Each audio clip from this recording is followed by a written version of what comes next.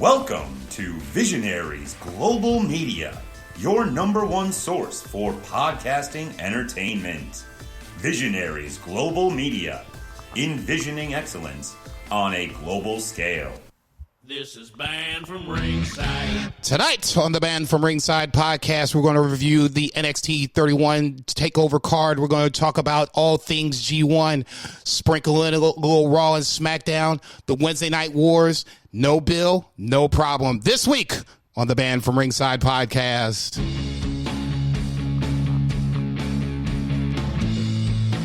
I just need to do my pregame beforehand. Ditch that 9 to 5. It's time to feel live. Hello, Marks.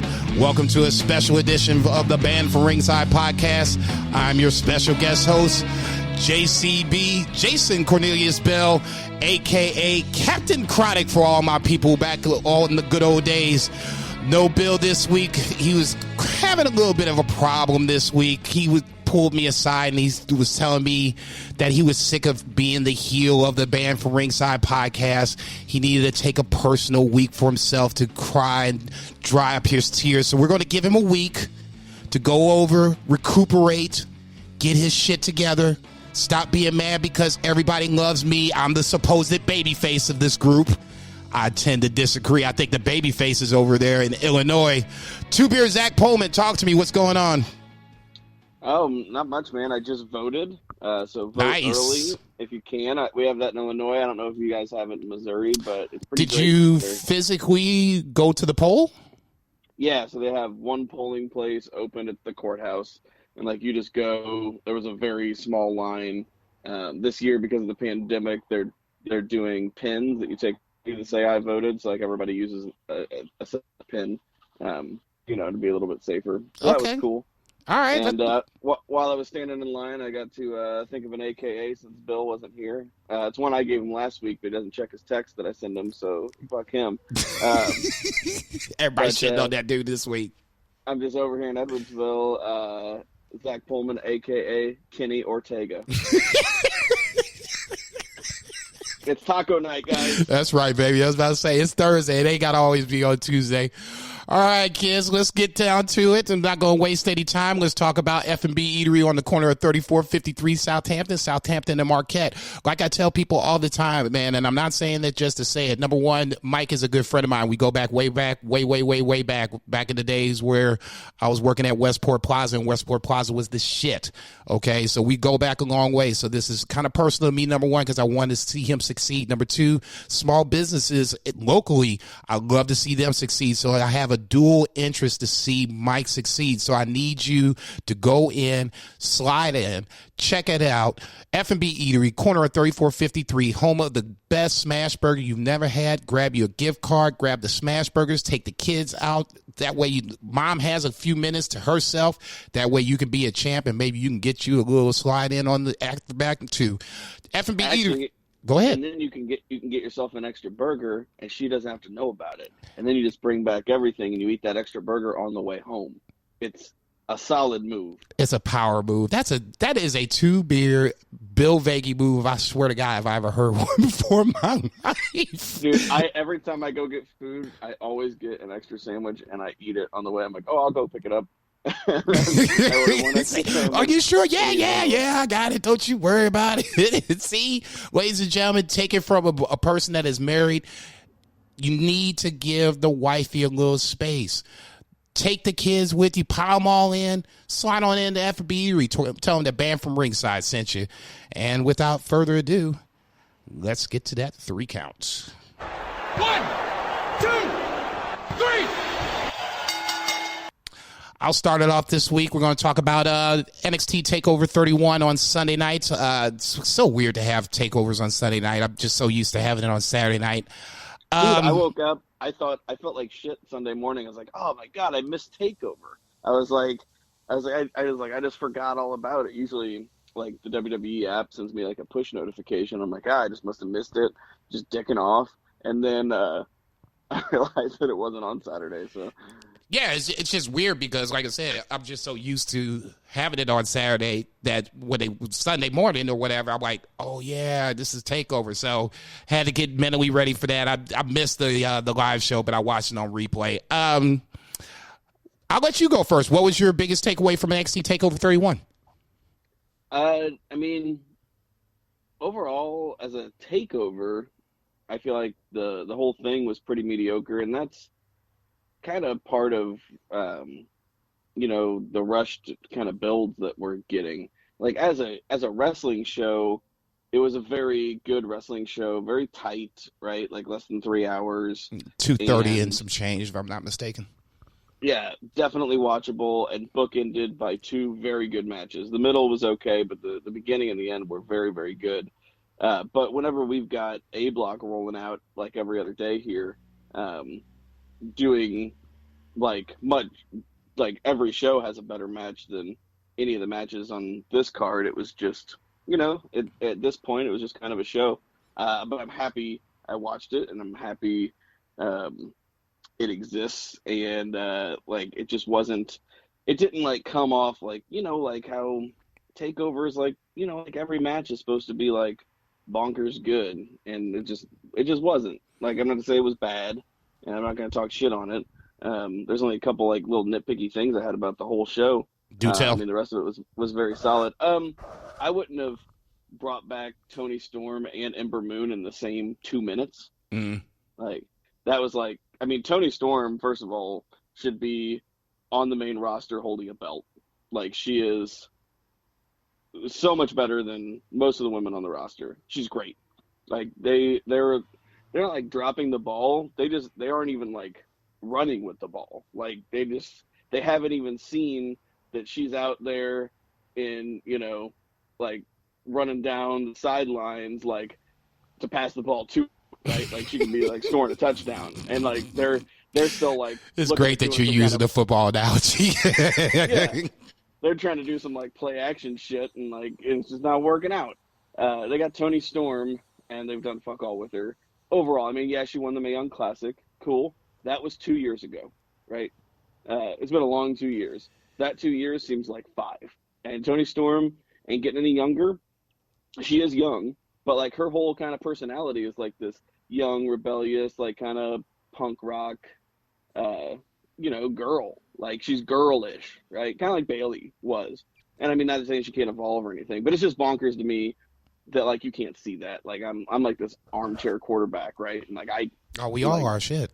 Yeah, screaming to the rafters, like, give Toni Storm, a contract. That said, she's probably going to be utilized much better on NXT and NXT UK, stuff like that. So, I mean, that's the same thing with Ember Moon.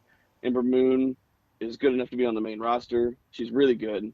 But she's definitely going to be handled better in NXT. Right. But yeah, that's like my only major nitpick. Everything else was totally fine. It was a good show.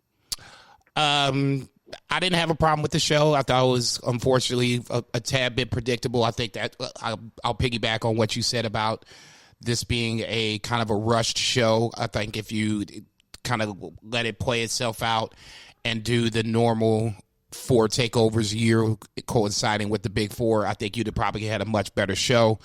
For me, match of the night, I'm going to stick with the main event. I thought Kyle O'Reilly came off looking strong. I'm not sure if Finn Balor actually has a broken jaw. I'm going to go ahead and say that is... It's broken. Okay, never mind. I thought we were being worked. Okay, I'll take that back. Broken in 2 places.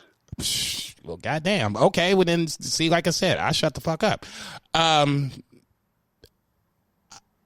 I said, I didn't have a problem with the show. It just felt like it was a little too predictable. Kushida, I think, was kind of a surprise. Going over Dream, especially making him tap out. I didn't think I would see that. Swerve and Escobar I thought was really good. I guess I don't watch enough 205 Live to really get invested into the feud, but the match itself was good. Io and Candice, as much as, we needed to see Candice, look good, get herself over. I'll just go back to once again saying that this was kind of predictable. Not even knowing that Toni Storm or Ember Moon was going to show up. I just knew that Io and Rhea Ripley at some point has, they got to get it on again. So it just kind of felt weird when Candice was there. But I mean, the match itself, once again, was good. It just felt like, all of a sudden, here's this title match against Io Shirai. And at that point, I don't think anybody was going to win. But then, bring it back Toni Storm, I thought was, really solid. That got me excited. But then Ember Moon was like, oh, okay. So now all of a sudden when I was, shitting on the NXT's women's division when they were having the Battle Royal, now the women's division actually looks, good. It's got some depth to it. And now I'm excited to see, the potential matches, especially, Toni Storm and Io Shirai running it back from Evolution. But I would agree with you. I wasn't stoked about watching this right away, so that's probably the main reason I didn't watch it live. But it wasn't like I felt like I gave away 2.5 hours. It was somewhere in the middle of not good, but not bad. It was just like I said, somewhere in the gray. Definitely not the worst takeover I've ever seen. I mean, no. Especially since we've been doing those takeover do-overs. Yeah, for sure. I was going to say this will be one if and when we get to it again. God bless G1. I mean, I love it, but it's definitely derailed the NXT TakeOver review. But yeah, I agree with you. It wasn't like I said. It just the storylines just felt rushed. And that's, I think, a part of the reason why I like TakeOver, because the build to TakeOver is half the reason why I think the matches end up being so great. Yeah, it's not just pure work rate, which it is a work rate promotion, but traditionally, like, you would have these at least, 6 to 8 weeks minimum, usually longer, to do programs that would pay off at TakeOver. So, it's stuff like, and we'll get to this like in the 3 count, but like William Regal comes out on NXT and signs a main event tag match, that was lackluster anyway. But like, you're telling me that like you got a 2-hour show on USA Network that goes live and you didn't have a main event already? Like, that's main roster shit. Yeah. So it's just like all this like hot shot and we'll do this, we'll do that. It's just kind of symptomatic. And if you listen to the podcast for any length of time, and I don't want to kick a dead horse, it's just similar stuff to what we've seen. But yeah, it definitely elevated Kyle O'Reilly deservedly. We're all Kyle O'Reilly marks like on this podcast for sure. And man, did he give a main event level performance. Like you see Finn Balor in the main event often in his career, right? But Kyle O'Reilly not so much, and he just totally showed that he could bring it. And I loved even though like they're both kind of heelish, I loved at the end, that sign of respect, right? That handshake before the Ridge Holland angle. Right. Well, I was going to say, no, go ahead and finish. I was just going to say, in the beginning, I'm a huge Gargano fan, and Damian Priest has stepped up his game in the coming months. I feel like that title elevated him, and I don't mean it just because they put the belt on him. I feel better about him. I feel like them putting him in that position and saying like, hey, we're going to give you this like title run, gave him the confidence to like really be Damian Priest. Whereas before, he's playing a character, working it out.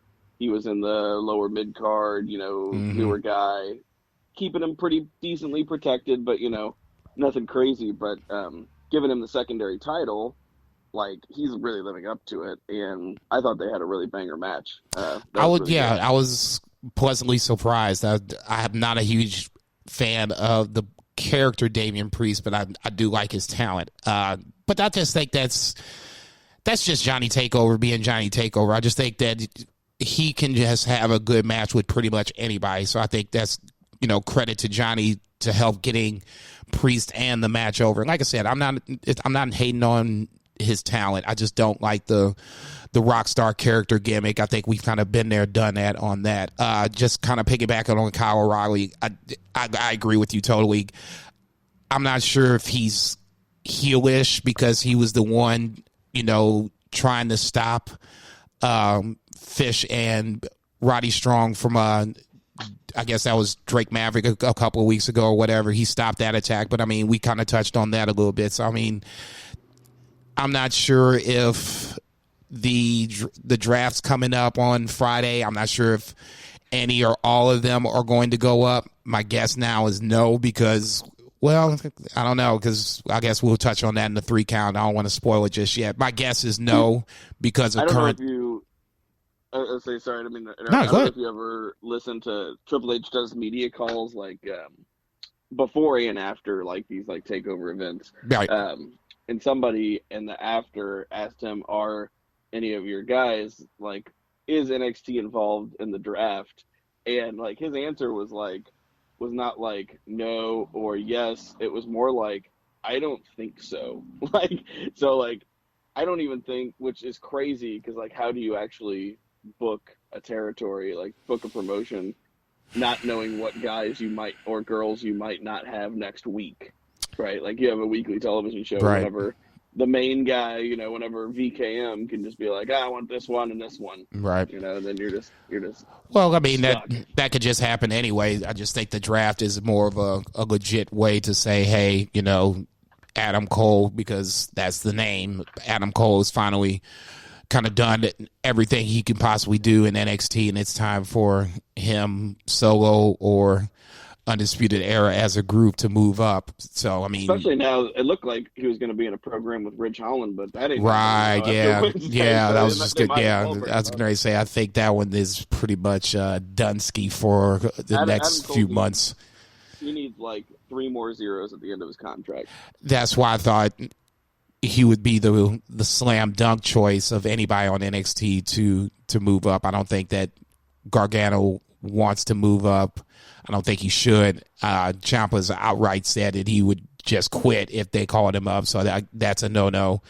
I mean, think about, like, it was a year ago, like, almost, I mean, like, it was 11 months ago when Adam Cole was the star of November. Right. Remember? Yeah. Whenever he did TakeOver, Survivor Series, and he was on, like, SmackDown that night because they had, like, I think it was him and Daniel Bryan in the main event or some nonsense, which would, I mean, I shouldn't even say some nonsense. I mean, that alone, it should be, a half staff worthy of a match to begin with. So, I mean, yeah, I agree with you totally. And that's why I thought that was kind of the seeds of Adam Cole call up, and that apparently isn't going to happen? ? I don't know. If it wasn't Vince, it would have already happened. And you like even Vince, like I know he's like kind of drawn to like certain characters, the larger than life and the larger guys. Like it really takes him a lot to get invested in a small guy. But I mean, and Adam Cole is a small guy, but like, how do you look at Adam Cole and not see anything but like legitimately, like I mean, he pushed Shawn Michaels. Right, Shawn Michaels only 6'1". I know Adam Cole's a lot shorter than that, but like, still, like that. This is like Dexter's generation's Shawn Michaels. Right. You know what I mean? That's how good Adam Cole is. I can't disagree with you, but there is that there will be pushback. I don't, it. I know it. I mean, I still have people upset about Daniel Bryan winning 2 matches at WrestleMania. The second being against Batista and Randy Orton, but another argument. I bet that's why Bill's out today. He looked at your Twitter timeline and saw all the fucking idiots on there, and it just put him into a goddamn coma. No, they're not all idiots. Just some have more passionate opinions than others. Anything else you want to touch on TakeOver before we move to the 2 count? No, I'm good. All right. Hard hitting from your boy 2 Beer Zach Polvig. Let's move to the 2 counts. 1, 2. All right, so we're gonna go back to last week, October 1st. Whenever we did the podcast, we did not touch on that show. Kind of like this morning, there was a show on the October 8th, but there's just so much wrestling. Like I didn't catch up to it. I know Jason's got it. He can talk about it, but we'll work our way there. First match, Suji versus Gabriel Kidd. Worth mentioning because it's the first draw that we've seen on the G1 card. And even though it's not in the G1 tournament, it is the first draw, and it was a damn good match. No, it's one of the few things that I like about New Japan, and I shouldn't say one of the few things. It's one of the many reasons I like about New Japan is that they do bring out the draw. What's the point of having a time limit if you're not going to use it at some point? You know what I'm saying? And then in this case, it's just young lions. It's not a big deal. You give them 15 minutes, which they need that in-ring time anyway. So, yeah, let them go ahead and duke it out. God forbid, we got another draw between Yuminura and Suji again. I just shook my head. I was like, God bless these guys. I want to really know what the all-time record is between these two. Better yet, I just want to know how many ties they have at this point. Because that, to me, would be more funny than anything else. Yeah, that's awesome. But yeah, and these guys went after each other. The bell rings, there's a draw, and they're still in such the heat of the moment that they're like still going after each other. What's up with that? I was getting ready to say, just a quick sidebar. Like we saw Ishii and Shingo do that. We saw the Young Lions do that. I think it happened again that same week where it was like 3 or 4 matches in a row. Like, guys are after the bell. They're still like crawling after each other. I'm like, guys, it's over. Just lay there and take the ice and be cool, man. Okay. I know you want some more, but you've been pinned. Just lay there and look at the lights. I'm sorry. Go ahead. Yeah, no, it's funny. But yeah, totally. Like I said before, don't sleep on these Young Lion matches because in 3 years, Yota Tsuji is going to be in the G1 just full of charisma and with a new gimmick and some new moves, and you're going to love him. And then you're going to be like, oh, that's Yota Tsuji that I was watching every week because like 3 years ago, this was Jay White. Right. Yeah, that's a good point. This was Juice Robinson. Right. You know what I mean? The Naito, Okada, you can run down the list. Yeah. Tanahashi was a young boy. It's hard to believe. Right. He was at one time. He was a young boy. Yeah. So I agree with you totally. I know Bill doesn't always watch it. Maybe he's watching them now because the card itself, especially the G1s, are shorter in time. They're more like 2:30 instead of the 3.5 hours they were maybe a year ago. So maybe it's a reason. They don't have all those mixed tags. Right. Exactly. Good for storytelling, but are easy to skip. Yeah, without question. But like I said, for me, that's how you reel me in because if I skip the one, then I feel like I missed something, and then it ends up coming back up later on. I'm like, what did I miss? I don't understand. But all right, go ahead. So yeah, we had Juice Robinson going over Toru Yano. This is another just Yano match. Total character. Yano tries to do the tape thing and wrap Juice's legs on the outside, but Juice hops to the ring and gets himself undone. Gives him the left hand of God and the they did the pulp friction. So he had just lost to Tanahashi. Tanahashi had reversed Juice's pulp friction into a roll up, and then Yano tried to pull that, but Juice was ready for it this time and reversed the roll up. So I love the callback. I love the callback right there. And first and foremost, fuck Yano, obviously. But I love the callback in the sense that it was the match afterwards where Tanahashi, and I'll touch on this in a little bit, where it seems like he's been kind of, dodging a bullet here, escaping, a win, a loss here, escaping a loss there. Juice was one of the big ones where I just remember Juice kind of, walking out of the ring and, it was like, I was this close, So just fast forward to this match with Juice versus Yano. Like you said, Yano tried to do the roll up. Juice was one step ahead and got the win. So, I mean, that's what I like. Stuff like that where it's the little details, the little things that New Japan brings back that other people don't. Yeah, you tell the story in the ring. It doesn't matter if there's a language barrier or whatever. You have a universal way to tell a story. Agreed. I was going to say, I don't think I've watched any English commentary up to this point. I don't really even need it, As long as I can slash 2 or 1 or none at all, that's really what I need is a scoreboard. At that point, I can figure the rest of it out. Yeah, for sure. Then we had Hiroki Goto and Zack Sabre Jr. This was a quick match. Hiroki Goto's obviously injured. You think so? Do you think it's the shoulder? Shoulder injury. Okay. I think it has to be because he keeps having these very quick matches. We'll get to, a couple nights from now where he rolls up Yano in less than a minute. Right. And I know Yano matches are usually a night off anyway, and they're going to be short and quick, but this was exceptionally quick. So, but yeah, Zack Sabre goes after the arm, ends up winning with the European clutch. classic Zack Sabre. But that makes him 2-2 and Goto 1-3 at this point. Then we had Tanahashi versus Yoshihashi, which exceeded my expectations. Agreed.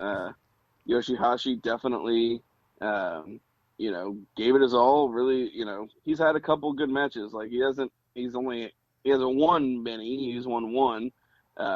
He's 1-3 at this point, but he's had some really good matches. And Tanahashi went over with the high fly flow. So you liked it too? No, I did. I said it on Twitter when I was watching it, at BFR JCB, at BFR Zach, all lowercase letters with an H, at BFR Gucci Chris, and I guess we can give the other one out, that BFR Bill, instead of that way he doesn't cry about me being the bad baby face. No, I said it on Twitter that Yoshihashi is kind of like Taguchi in that sense, where in a big match situation, you get his best A game. It doesn't get much bigger than the G1 versus the ace of New Japan. So he pulls another one out of his ass. Hard luck loser. But I think that even with the ongoing father time catching up with Tanahashi angle, I still thought this was a really good match. And for like 5 seconds, I thought that Yoshihashi was going to pull it out. But once again, Tanahashi comes out on top. And like I said, I thought this was a better match than and it had any right to be, like Bill would say. Oh, for sure. I mean, it was like the best match on the entire card. Quiet as it's kept, I would have to agree with you. And that's kind of a surprise. But like I said, that's Yoshihashi racing his game. For sure. Then we had Kenta and Evil. This was, 2 Bullet Club guys. So you got, double the pleasure, double the fun, double the fuckery. Right? And Evil goes over. Honestly, I would like to say more about this, but I really kind of just I didn't watch this super closely. No, there wasn't really much to watch because, I mean, the tone was basically set from the start where Kenta wanted to too sweet, and Evil was like, "Yeah, we're too sweet, but I'm too sweet with Dick Togo. We're going, down low like we used to, too sweet type deal." So I mean, that was basically it. And then from there, it basically was the fuckery was on, because anytime you have Evil there, Dick Togo is going to get involved. It was just whose fuckery was going to out fuckery the other one's fuckery. Yeah, and it was Evil, right? So, at that point, kudos to Benedict Arnold. I'm still not, I can't root for this man, but I mean, I thought the match itself was enjoyable in the sense that to me, there's people that say you can't do heel versus heel. And I've always said that you could, as long as you kept it heel versus heel. Don't have one of the heels all of a sudden grow a conscience midway through the match, not unless you're going to do the eventual face turn. Outside of that, this is what I expected, and they gave it to me. So at that point, there's not much more I can ask for. I like the heel versus heel dynamic occasionally, and for that reason, they just both need to be, dirty players, right? Right. And that can be the story. Is I also like babyface versus babyface, right? Like pure babyface, just in an athletic competition, right? Or sometimes, as we've seen, like Cody do, as kind of a more common example, a lot of people may see that listen to this podcast. Cody did it during his TNT challenges. He would play the subtle heel, but he was Cody is still an ultimate babyface, but he would play the subtle heel, champion. And Ric Flair, during his, NWA, runs, sometimes, he's obviously a natural heel, but Ric Flair wrestled as babyface also quite a bit. It was weird to watch, but, I mean, he's done that too, so there is something to be said about that, without question. But even with babyface versus babyface, like you said, as long as they kind of stay within character is all I really ask. You know what I'm saying? Yeah. Even with Cody, we've seen Cody go down the heel road before. So, I mean, him kind of sprinkling that into a match here and there, kicking when somebody's in the corner or, doing little subtle things like that. That's not the end of the world to me. He's not a pure babyface. You know what I'm saying? Yeah. And it's easy when you're the boss, right? Right. he can go that angle too. Yeah, I was going to say we'll definitely be talking about that in the 3 count. Go ahead. Yeah, for sure. And then we had Naito versus Sonata, which was a very good match. This match reminded me of last year. I think it was last year's G1. If not, it was 2 years ago, but I think it was last year. It was almost the same match as Sonata versus Okada, where they went to like 29 minutes and 30 seconds, and you thought they were going to go to a draw, and Sonata won with the moonsault. And he finally getting like his win over Okada, which set up a later championship match. So that worked really well, and I think that I saw that worked really well, and he waited a while to do it again, but not so long that I don't remember it. But this also works because they're in the same faction, right? And this is Sonata's first win. It's Naito's first loss. So like, I was actually kind of upset with the handling of Sonata in the G1 so far, because whenever you split up a tag team like Evil and Sonata, like a very successful tag team, right? Ideally, it would be to elevate both guys, right? You don't just take a guy and be like, all right, well, Evil's going to be double champion, Sonata's not going to do shit. Like, that might be what WWE would do, but that's not what is. I'm used to seeing from New Japan. Essentially, that's what I was coming away with. But go ahead. And so I was like, well, where's the elevation for Sonata here? And I was like, I want to have faith that has this longer term story. But then he got to 3 losses. I'm like, Jesus. Yeah. But I was like, man, this is starting to look bad. Yeah. They had this match, and not only did he get his first win, but it was over the champion, and it was over the leader of his faction. Right. So now we have a built-in, like, Sonata story here. Regardless of the outcome of the rest of the tournament, we've got something for Sonata. I was going to say, just quick sidebar, and then we can move to the next night. Naito has been on record saying that he wants to defend both titles on a single card.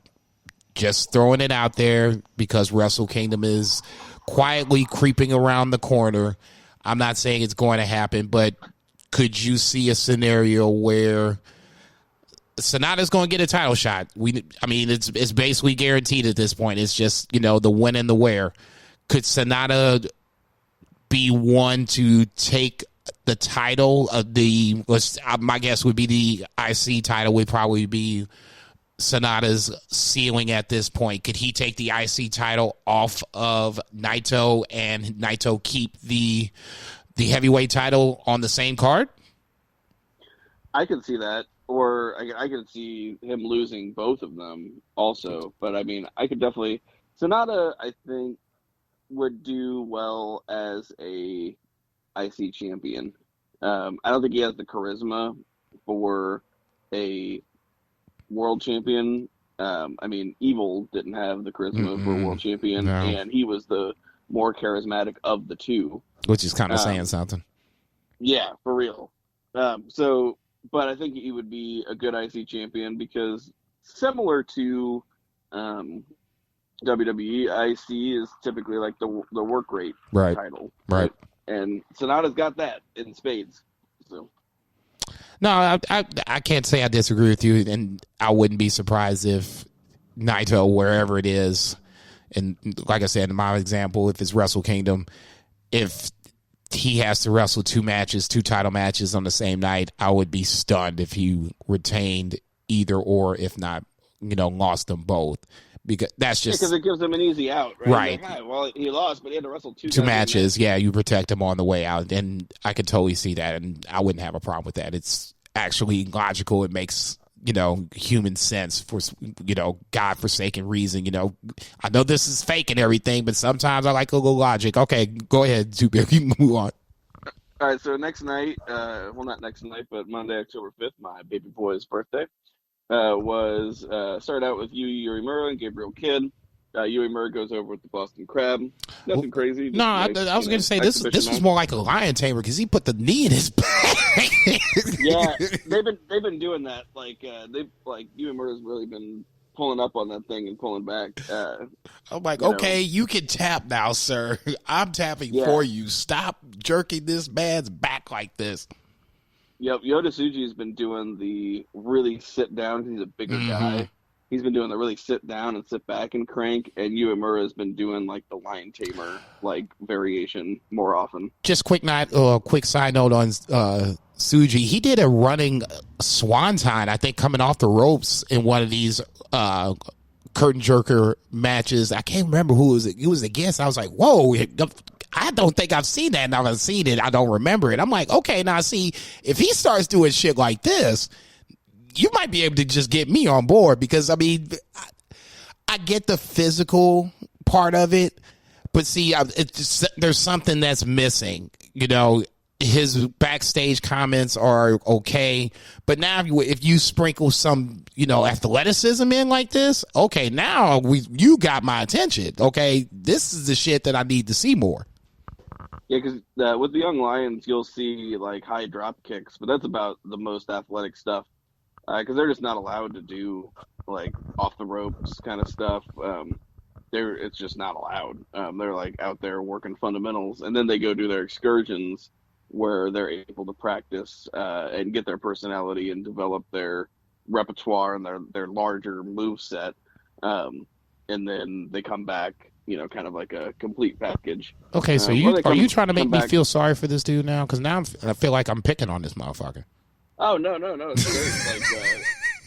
And because of them not being allowed to do a lot of stuff, when they do it, it's that much more impactful, right? Like, so that's a good lesson for, you know, any aspiring wrestler. I think, you know, less is more, because then whenever you pull it out, like, you know, if you're like, I think we see it like with Jack Evans, you know, this week, you know, you come out of the gate flipping and flying, and jacked up his D or whatever. And I'm just like, dude, you're killing me, Smalls. What's going on?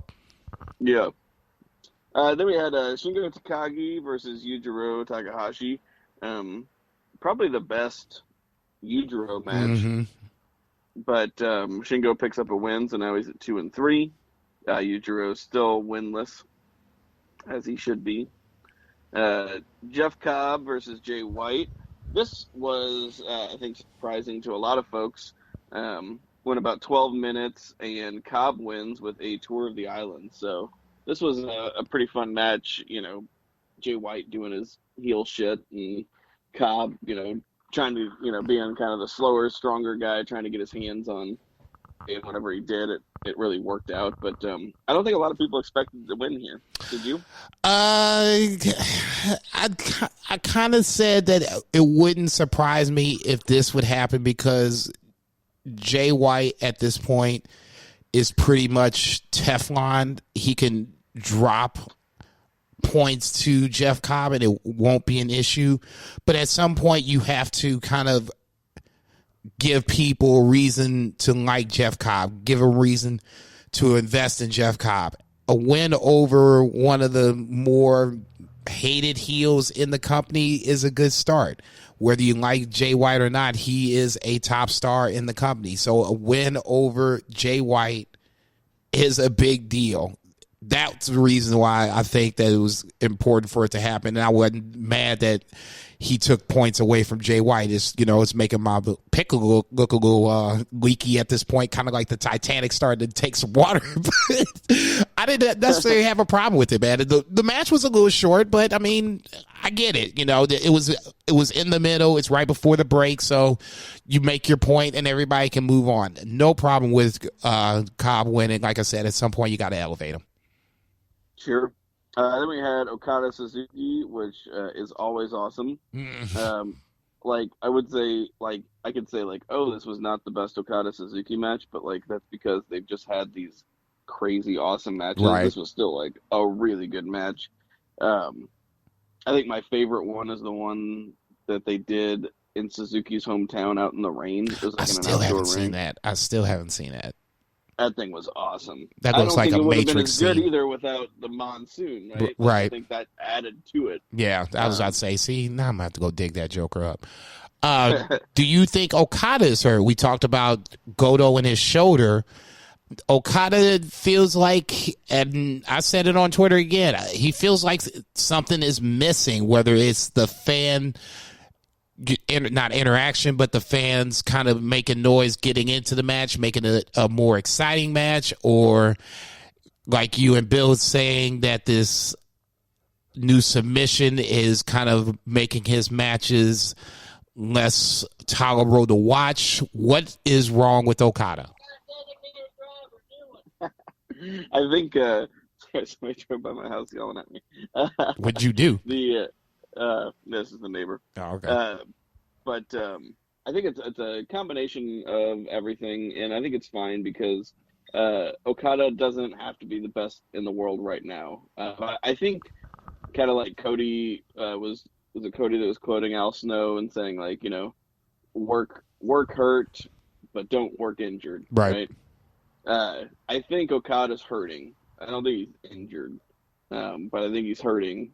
And there are so many guys that can be the best in the world that Okada can take a little break and not have to be. But I do think he is hurting, and I think the lack of fan interaction is hurting him just because of the style of his matches, like the style and psychology of his matches. Right.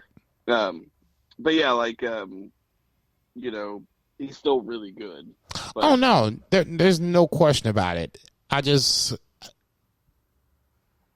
especially in this match in particular, it felt like the finish was the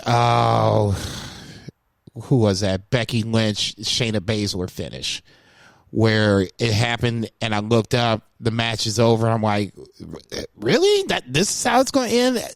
You know, we're not even going to try the Rainmaker. You know, the submission has kind of been hit or miss. You know, against Suzuki, it's probably not the way to go about it because Suzuki is just a wrestling fucking machine. But it just felt like it was just a weird way to end the match. It was non-Okada like, I guess, is the best way I can put it.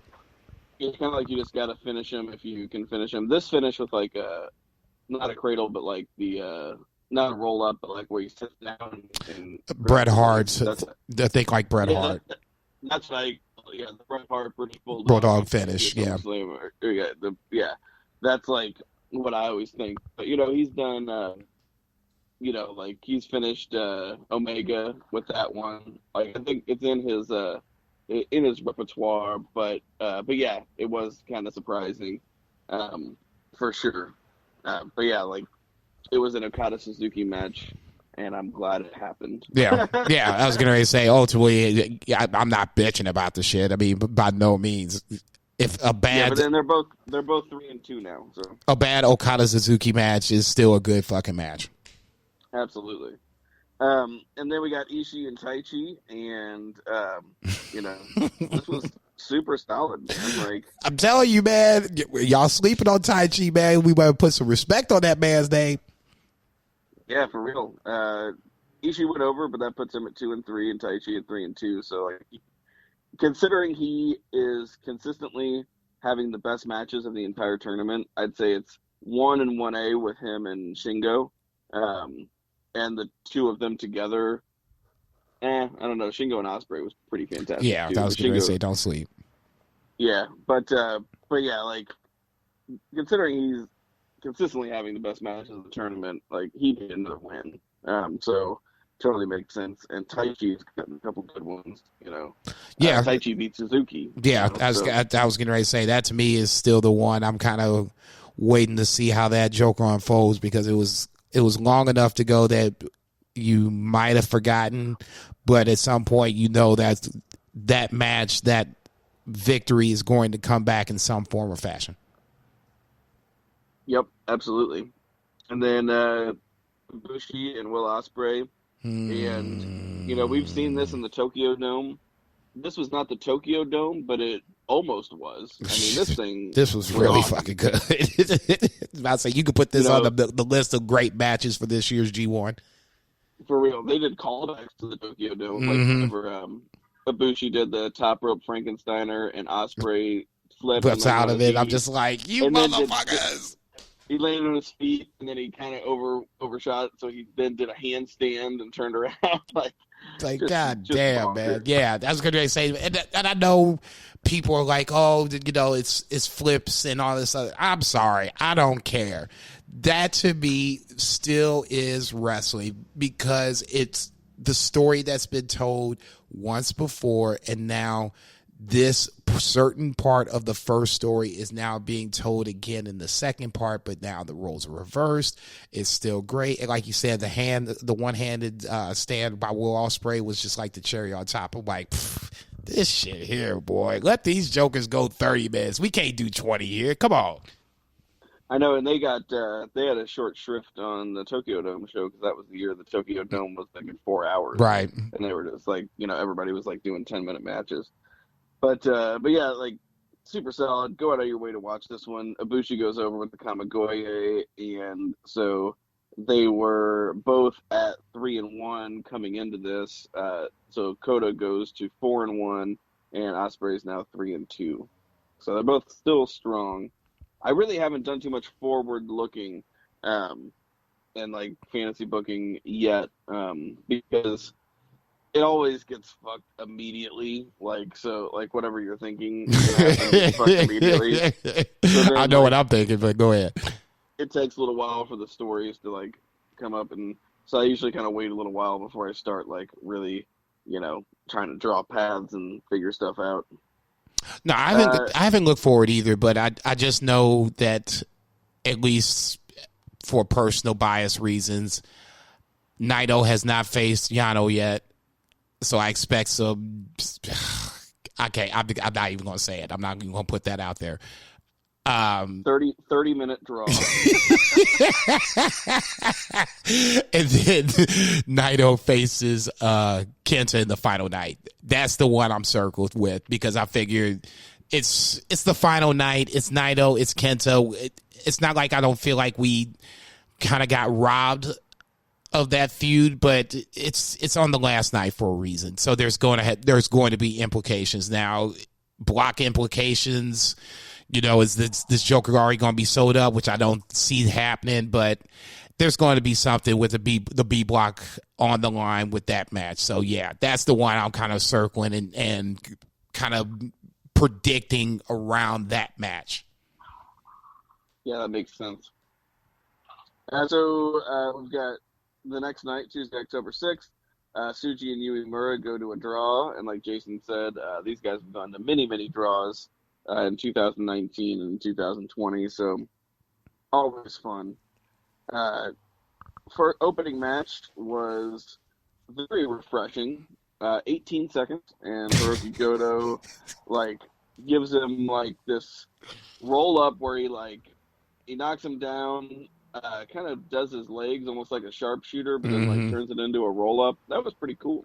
No, I know I've seen Goto do this before, but I think the only reason why this worked and it wasn't the chaos on Twitter like it normally should be, is the fact, like you said, this was Giano was the one that was eating this pin in such a weirdly insane way that the length of the time of the match really didn't matter at this point because, this is just Giano and this is just sometimes what happens.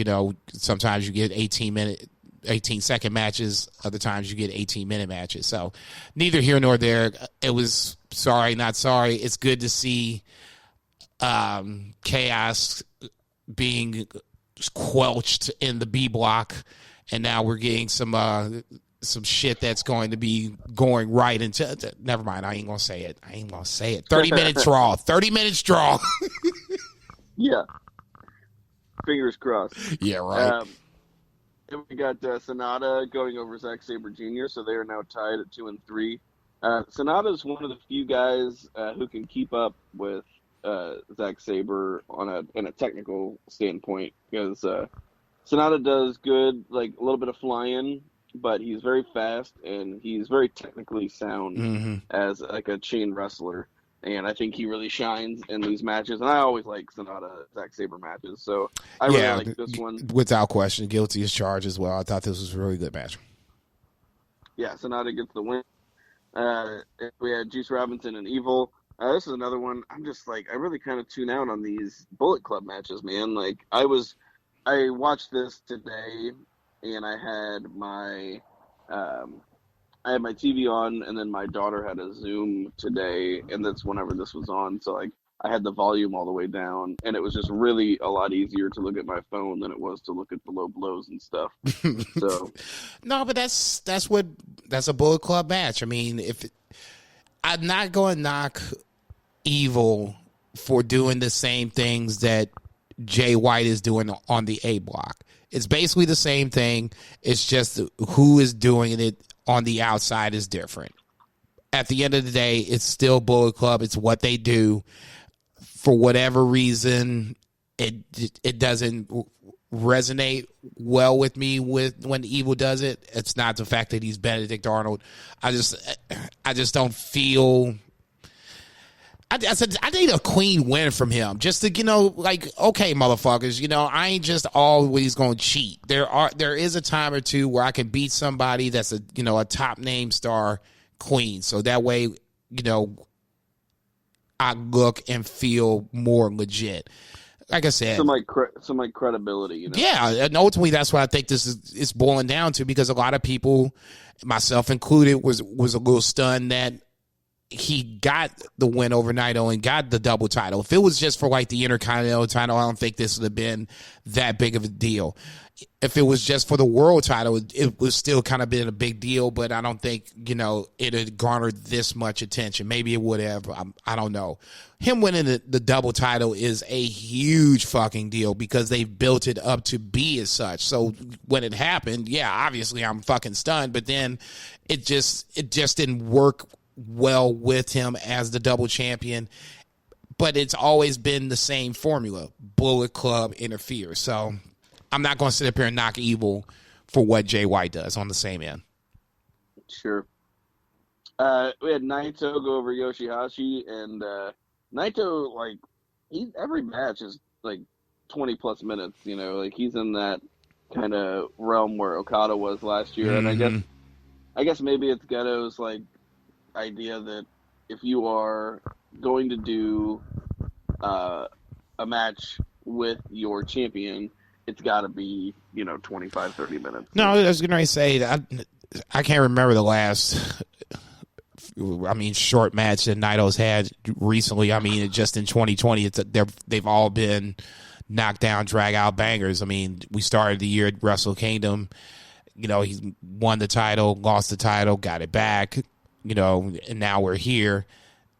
Honestly, unless it's a multi-man match, which we really haven't seen that much since the pandemic, usually Naito's going to be there for, like you said, 15, 20, 25 minutes.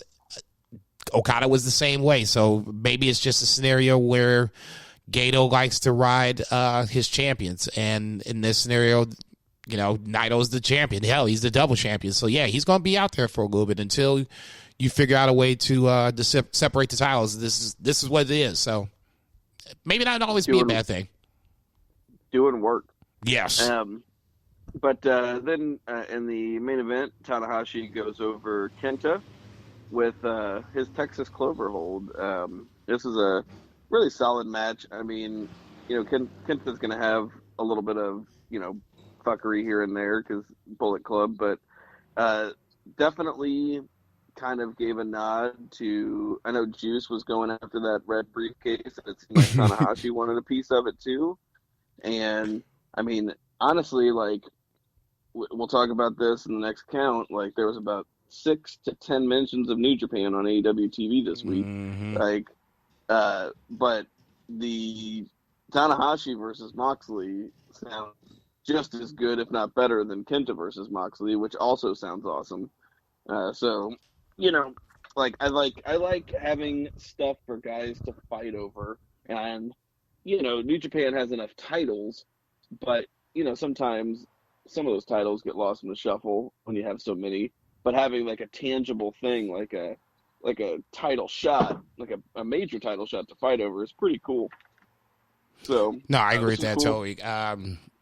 Yeah, I'll just save that for the AEW part because I just saw Tanahashi. I was just like, they're playing with my emotions. Stop it.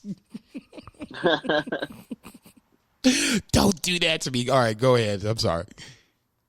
No, and then next night, if you want to go through them, I can. Oh, okay. It's on me. This was this morning, I guess, whatever day you want to call it. No, actually, it was the 7th because I was working my way through this, but I did not finish, and I wasn't able to give it too much attention because I had to watch TakeOver. I had to watch. So we're doing the A block? Wednesday Wars. Yeah, so I still need to watch the okay, block, so you're 2 behind. Okay, hang on, give me a second. Yeah, so I got Yoda Suji going over Gabriel Kidd, just as a little heads up. And then Ishii goes over Takahashi. How was that? Let me think. It was fine. I mean, it's more now getting to the point where is Takahashi just going to go winless at this point? Because that's really what I'm almost worried about. Not even worried about, but just kind of trying to figure out, is this going to actually be a thing? And I would really hate the fact that he would be winless going through an entire G1 and not pick up a single point. He was one of those guys that, got us from point A to point B during this pandemic era. I would like to think, and I don't know who it's going to be against, but I would like to think that at some point, he gets a victory. Now, who it is, I couldn't even tell you who it is. No fucking clue. But like I said, I would like to think that at some point he would pick up a win. But the match was fine. It's nothing that you need to go out and break your neck over. Well, with him being a Bullet Club, it'd be pretty bonkers if he got it over Jay White. Ooh, dude, don't put that out there, man. See, that's my pick, dude. What are you doing? I say that Joker better be wrapped up by the time that happens, because otherwise, that could fuck up the whole Jay White tournament right there to lose to Takahashi. What we need to find out when that is. I'm sorry. Go ahead. No, that's all right. Next, we had Okada going over Jeff Cobb. That sounds like a fun match. This is where I was kind of wondering, is Jeff Cobb really going to get this push? I figured it was going to be Okada, and that's who I picked. This is where, once again, it just feels like Okada is just missing something. There is something that's off. What I did find interesting, though, is how Jeff Cobb was just literally... At one point, he had Okada in the corner, and he kind of pulled his arm and jerked him off. Not deadlift him, but I mean, kind of pulled him up from the corner and caught him like a little baby. I'm like, oh, good Lord, what the hell is this? So at that point, I'm just like, okay, see, Jeff Cobb's on a whole nother level. I agree with the Michael Elgin comparison that you made last week. It was the same pinning. I don't even know what you want to call it, but they pinned the same way Okada pinned Suzuki. Okada pinned Cobb in the Bret Hart kind of fashion. So that's why I was really kind of like, okay, what's wrong with Okada? Because he's not using the submission, he's not using the Rainmaker. So I mean, I know this isn't going to be the way it should be or the way it's going to be. At some point, we're going to get back on track, and he's not just going to keep using this Bret Hart finish kind of pin. But it was just, like I said, something was just off with Okada. Granted, he's winning matches and he's picking up points. It's just weird. Tanahashi, is a storyline, and I see that storyline and it makes sense. This is just weird because it's just off. Yeah.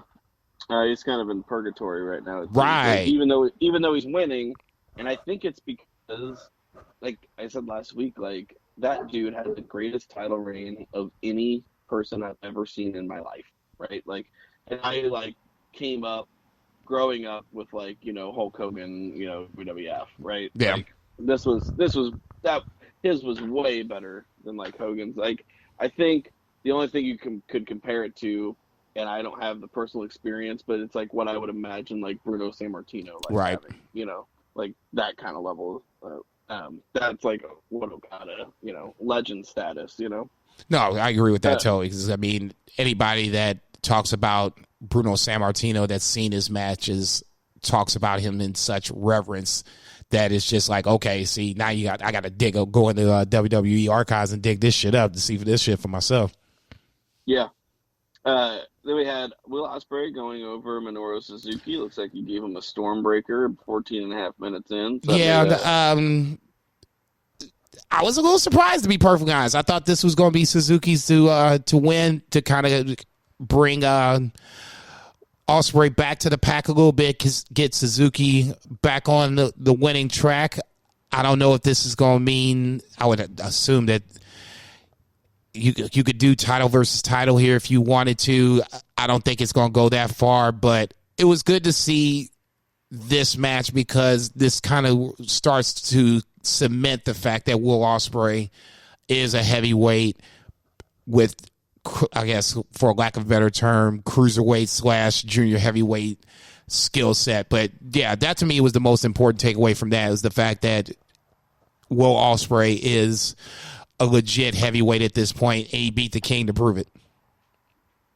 Yeah, and with them losing Kenny Omega, and I know Jay White is comparatively like their top gaijin, but like he's a heel, right? So for like their top babyface gaijin, like it's Will Ospreay. Like he's the guy that has an apartment in Tokyo. He's learning the language, right? So it's kind of like one of those, like, you see that meme where you're like, "Hey mom, can we get McDonald's?" And then like, "We got McDonald's at home," and then like McDonald's at home, be like, "Hey mom, can we have Kenny Omega?" And like, "Oh, we got Kenny Omega," and then like Kenny Omega at home is like a picture of Will Ospreay. It's like, I feel like he's in that. I feel like he's getting that. They're building him to have that Omega role eventually and soon, because he's got to. They don't overnight stuff, right? They gotta. No, I was going to say I agree with that totally, just in the sense that you have the baby face in Ospreay, you have the heel with Jay White. So I mean, at one time or the other, one should be close to, if not on top, and vice versa. I thought their match was really fucking good, and I'm sure we're going to see that somewhere down the line. But yeah, I totally agree with you all. Yeah, let's try this again. I totally agree with you on Will Ospreay. I think the Kenny Omega reference actually makes fucking sense. I wouldn't be surprised if and when the world gets back to normal, quote unquote, I can see Will Ospreay winning like the U.S. title and coming over here and doing a show or two over in the States just to kind of get more eyes on the product, and then, obviously taking it back over to Japan and defending it there. But yeah, I could totally see Kenny Omega, at least babyface Kenny Omega. Jay White is Jay White. You just, as long as you don't fuck with this character, you should be okay. Oh yeah, for sure. And he's such a good heel, and he will be such a heel for a long time. Like that almost automatically gives him babyface potential in the future, but it's just a long ways away. Yeah, I was gonna say it would have to be like 3-4 years down the line, a world title run of some sort, and then Evil decides, fuck it, I'm just gonna go ahead and take over all Bullet Club, and we're all gonna stab Jay White like Caesar or some shit like that. Then at that point, yeah, that's where you would see Jay White be a babyface. Outside of that, like I said, there is no reason in the world to fuck with it. He is perfect heel. Oh yeah, for sure. We had Jay White speak of the devil, right, and he shall appear and go over Tai Chi with a Blade Runner. Once again, Tai Chi stepping up to the plate and giving Jay White all that he wanted. Another great example of why heel versus heel will work, as long as you just stick to the script and let these guys just be the heel.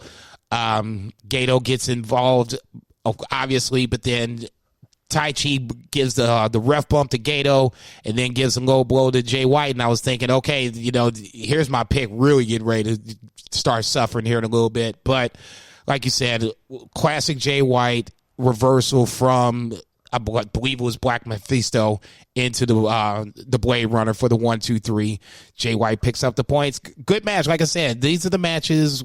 If you think heel versus heel can't work, check this match out. It can work.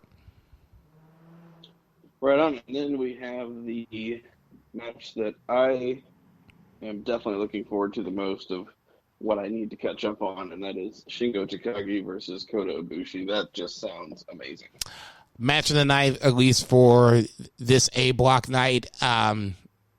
I won't say that who won this. I'll just say, because I know you know, but I'll just say this. Shingo Takagi is a bad motherfucker. Okay? And watching this match just reaffirms how really great he is.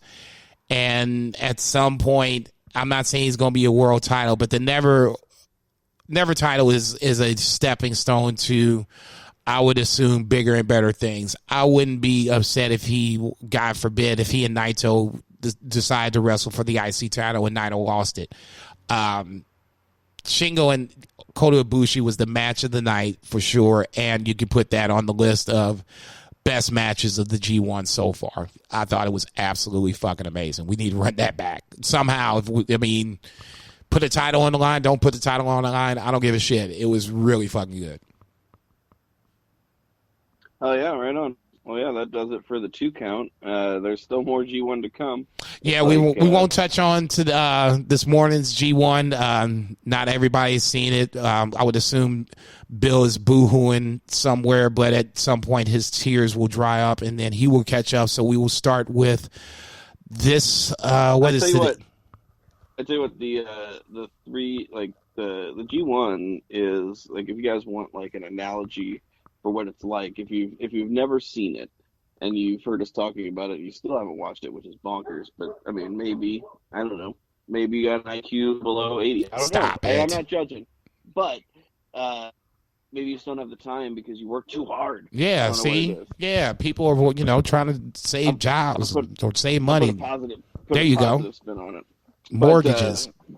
But like, basically, the G1 is like whenever, like, you nut and she still keeps sucking. That's the G1. 3 count. 1, 2, 3. We'll pick up on the G1 starting next week. Today is, I believe, the 8th. Yes, it is the 8th. So we'll start with the 8th G1 next week when Bill returns to the fray. Now, moving on to our 3 count. You are so stupid. The Wednesday Night Wars. I'll start it off this week with the Wednesday Night Wars with NXT on my side of the fence. We opened up with Kushina versus Champa. Now, this is where I hate this current version of NXT.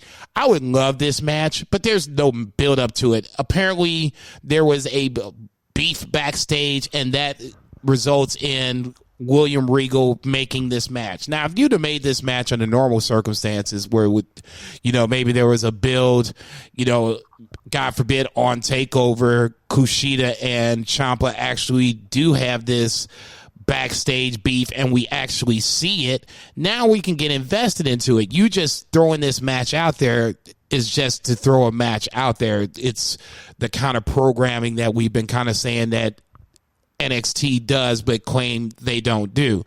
Long story short, great match. I thought it was really fucking good. It made Kushina look like a much more of an aggressive wrestler than we've used to seeing him. However, Velveteen Dream comes in and interferes with the match, tries to hit Kushina with his cast. I believe that is a work as well. Dream isn't really hurt. This is for kayfabe purposes only. But nonetheless, Dream hits Dream hits Champa with the cast, causes the DQ. Kushina gets away scot-free. And now I'm dreading, in this case, this might be a Bill Veggie special triple threat Dream, Champa, Kushina. Thoughts on a possible triple threat match, and thoughts on the Kushina Champa match? Yeah, it was definitely super solid. Great way to start the show, except for like that weird finish. Like, I've seen so many like fuck you finishes from main roster. Like, I don't need it. Like, especially when I'm really into a match. And I was really into this match, because how could you not be if you like professional wrestling? No, the question was Ciampa going to tap out? Because, I mean, he was pretty much in a spot where the ropes were not anywhere close. He's in the center, and Kushina's got this hoverboard lock on pretty tight. Yeah, for sure. And Kushina had such a strong showing, on Sunday, Right. and for multiple weeks before that, right? They're doing a good job with Kushina, which is surprising, honestly. I'm thankful for it, but I feel like he had like a small injury and he came back like better than ever. Because he's a world class light heavyweight dude, world class wrestler. But anyway, yeah, like super solid. And I'm not going to complain too much. It was a TV match. It's not like we're on a pay-per-view situation and this is it give us some kind of finish. But it's just like common, more main roster like kind of stuff. No, I agree. The three-way, like, that sounds cool. I'm not like too. There was a time you could probably go back in the archives of our Band from BFR pod and you would hear me saying, like, Velveteen Dream is the future of the company. He's got no ceiling. This guy rules. And Agreed. It's not just because of those allegations, but, like, he has lost a lot, man. And I am just not, like, maybe it's the fans, maybe without fan interaction, like real fan interaction. Agreed. I think that has something to do with it. No question about it. But yeah, I'm just not interested in it, like even on TakeOver when he came out in that Doc Brown outfit to kind of rib Kushida because he does the Marty McFly gimmick. Right. That would have popped me, last year, and especially I'm a big Back to the Future fan myself, and I just didn't do it for me. Maybe it's because Kushida made him cry. I don't know. he was crying like a little bitch. I agree with you.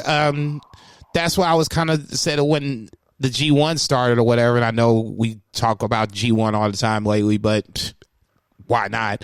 When Will Ospreay came out for the first time since the allegations came out, I was wondering how the fans were going to treat him and receive him, and obviously it was a positive reaction, and it's been that way since.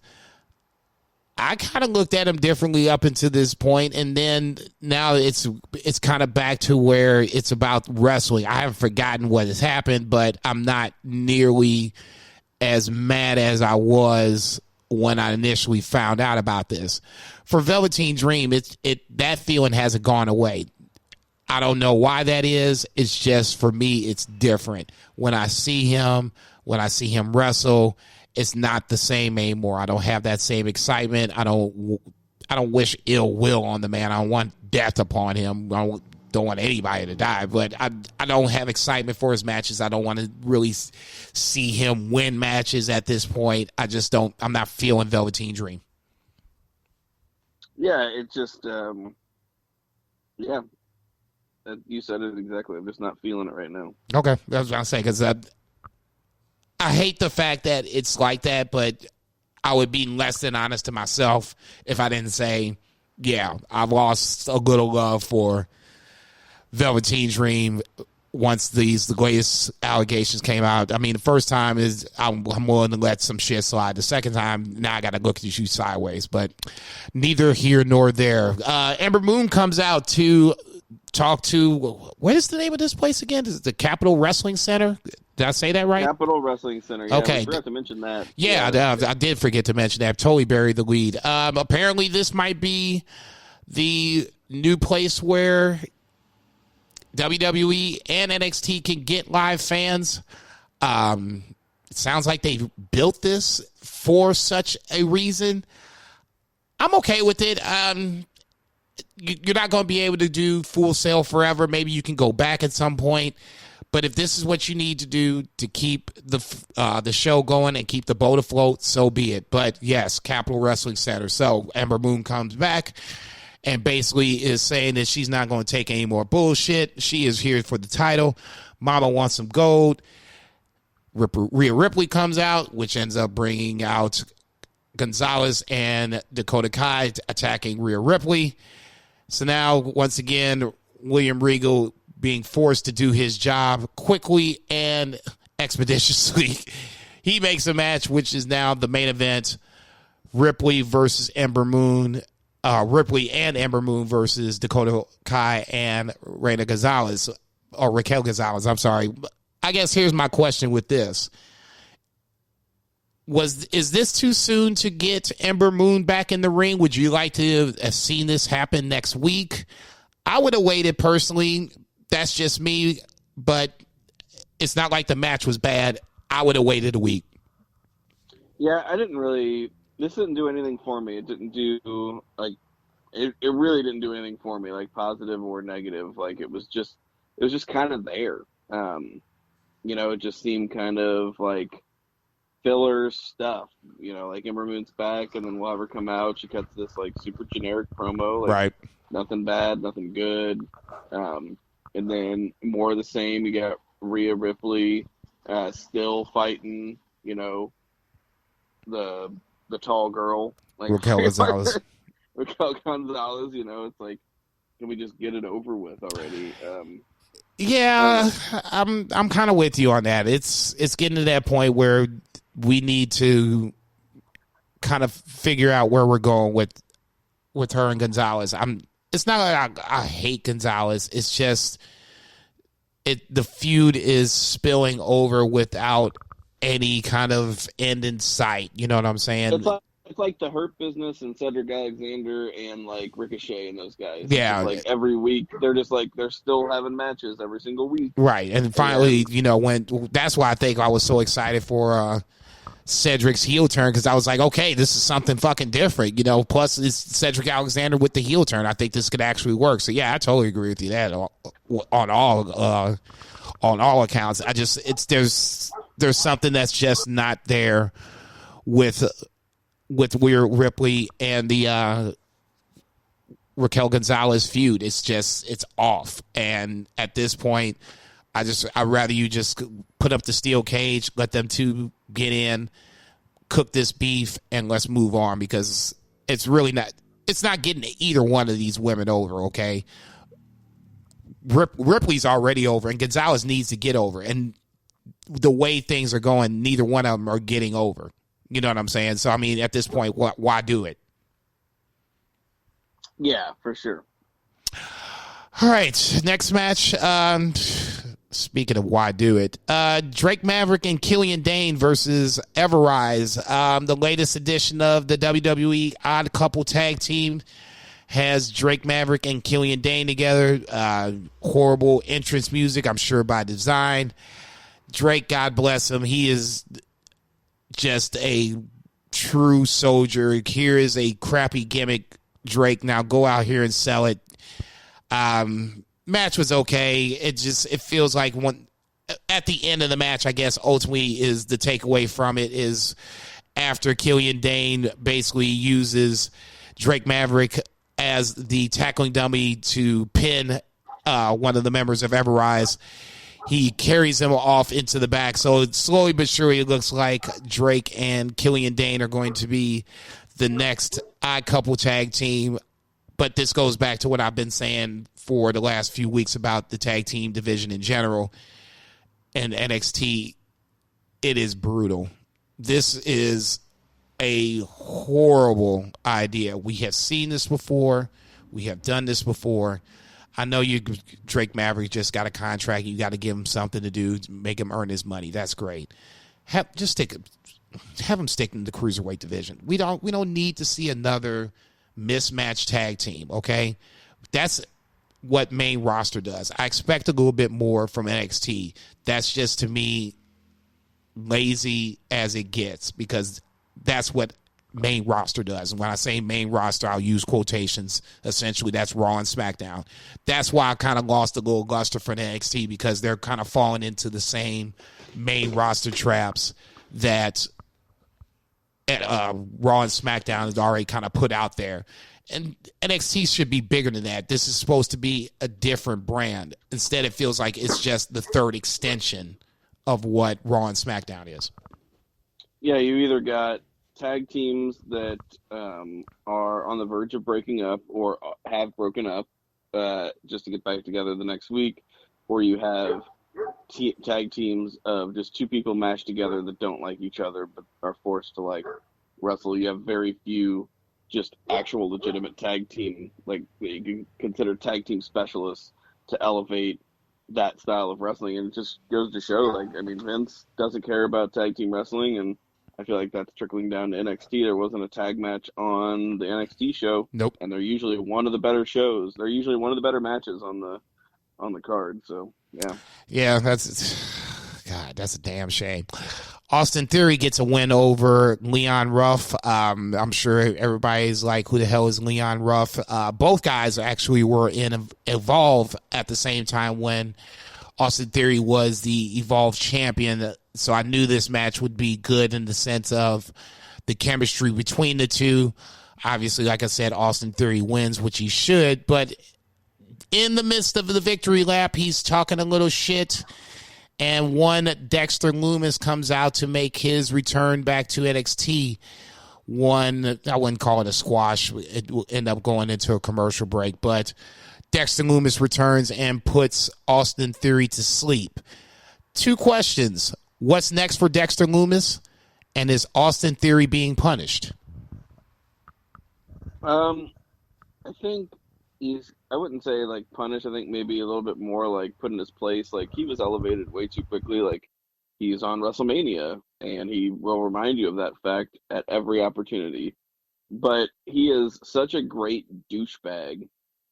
He's not a great douchebag like Sammy Guevara, where like, Sammy Guevara is like a really good guy, but like he plays this douchebag really, really well. And you just want to see him get punched in the face because he's so good at like acting like a douchebag. Like, Austin Theory legitimately comes off like a douchebag, and I like don't wish him well, right? Like, at all. So like, I think maybe it's just he's gonna have to earn his dues, which you are wont to do in WWE. So he's a young guy. He's gonna have to work his way up. And he totally like should be losing, in that role. But to Dexter Lumis, I don't know, because I mean, that's something else. Like, I don't even know what to say. We like, haven't even made the connection between him and why he helped Velveteen Dream. No, and I had legit, like, Dexter Lumis had an ankle injury, and I legit forgot he even existed, and my life was better for it. And I'm sure he's a nice guy, but my God, he has a death gimmick, and I don't want to see it on my TV or on my tablet screen. Okay. Ever. I just don't. Well, damn. Tell us how you really feel. Rich Holland versus Danny Burch. I knew this was going to be a physical match because Danny Burch just brings it, and I think that was the reason why we put these two together, because it was going to be a physical match. Rich Holland obviously goes over, but the bigger story is, in a freak accident, it looks like Rich Holland, I'm assuming, broke his leg. It was a air cast on his leg as Oni Lorcan jumps over the top with a over the top rope suicide dive, for lack of a better term. Rich Holland's leg kind of buckles in a way that it shouldn't, and as they come back from commercial break, you see the replay of it, and then Rich Holland laying on a stretcher with the air cast on his leg. So I would safely assume that Rich Holland, like we kind of said before, is going to be out and out for several weeks. So where does Adam Cole go from here? Hopefully in the main roster, he gets some more money. You ain't shit. And then in the main event, we do have the women's tag team match. Ember Moon and Rhea Ripley versus Dakota Kai and Raquel Gonzalez. The babyfaces come away the winners, with Ember Moon getting the pin on Dakota Kai. The reason why I was here was to see how well Ember Moon looked and how well she moved. Looked okay, moved okay. The Eclipse looked as good as ever. It looks like we're going to have probably 2 different programs. The one obvious one, Rhea Ripley versus Raquel Gonzalez. The one maybe not so obvious, but seemingly that might come out of this, could be Dakota Kai versus Ember Moon, thoughts on the main event NXT match? I was just kind of there, man. And I mean, the AW main event as a match, it was like probably the weakest group of main events in many, many weeks. I don't know who was flipping back and forth to like one or the other, but at least one of them had Chris Jericho in it. But I mean, they were not exciting. I did not watch them live nor concurrently, but I wasn't like super into either match. No, this is why I wished they would have took a week to kind of build this match. Not saying it would have made it any better, but I would at least, let this thing breathe. And then, Yeah, how hard is it to say instead of like, you guys are going to have a match tonight, like how hard is it to say next week? Yeah. And then you don't look like you're incompetent and don't have another main event, because who did they bump off, right? What was the main event supposed to be? I don't even think they knew, to be perfectly honest, because I guess here's where my biggest takeaway just from NXT as a whole is coming in, and then we can move to AEW. NXT feels like it's overall in a flux where we're trying to bring in new talent and get new talent over, I guess, for lack of a better term, Rhea Ripley, but more so of the Austin Theories, of the Kushinas now. Not saying that Kushida isn't over, but in WWE world, he isn't. Kyle O'Reilly, guys like that are on this roster that can do a good job. There's got to be some sort of flip of this roster. You already got guys that are, clearly over. Cole, Champa, Gargano, Velveteen Dream, whether you like it or not, he's over. You need opponents for them or a second tier of wrestlers that you can work with, because there's only so much room at the top. So you need more of a complete roster. That's where I think we're at right now with NXT as a whole. We're trying to figure out who's a star now after these 4 or 5 guys. Obviously, with the women's side, EO, Rhea Ripley, easily over. And then the rest, I think the women's side now is where you're starting to get with Toni Storm coming back, with Ember Moon coming back. You already have Dakota Kai. You got Candice LeRae. So, I mean, now the women's division looks a lot stronger than it was the week that they did the Battle Royal or whatever it was 2 weeks ago. I needed a fucking scorecard to remember all of these women that were out there, and a good chunk of them I didn't even know who they were. But that's just my point. NXT feels like it's in a flux, and they're trying to make new stars. So I think we're going to have to kind of go with them through the growing pains. The creative part, the DQs and the silly shit that the main roster does, that's a different story. That I have no problem taking a nice little dump on. The characters, the character development, we're just going to have to kind of wait and see how it plays out, because like I said, I think a lot of this is new to all of us, and it's going to be new people in new places doing new things. So, I mean, this part I'll be patient on. The stupid creative shit, I ain't being patient on. I mean, when I say stupid creative shit, I mean the booking part of it.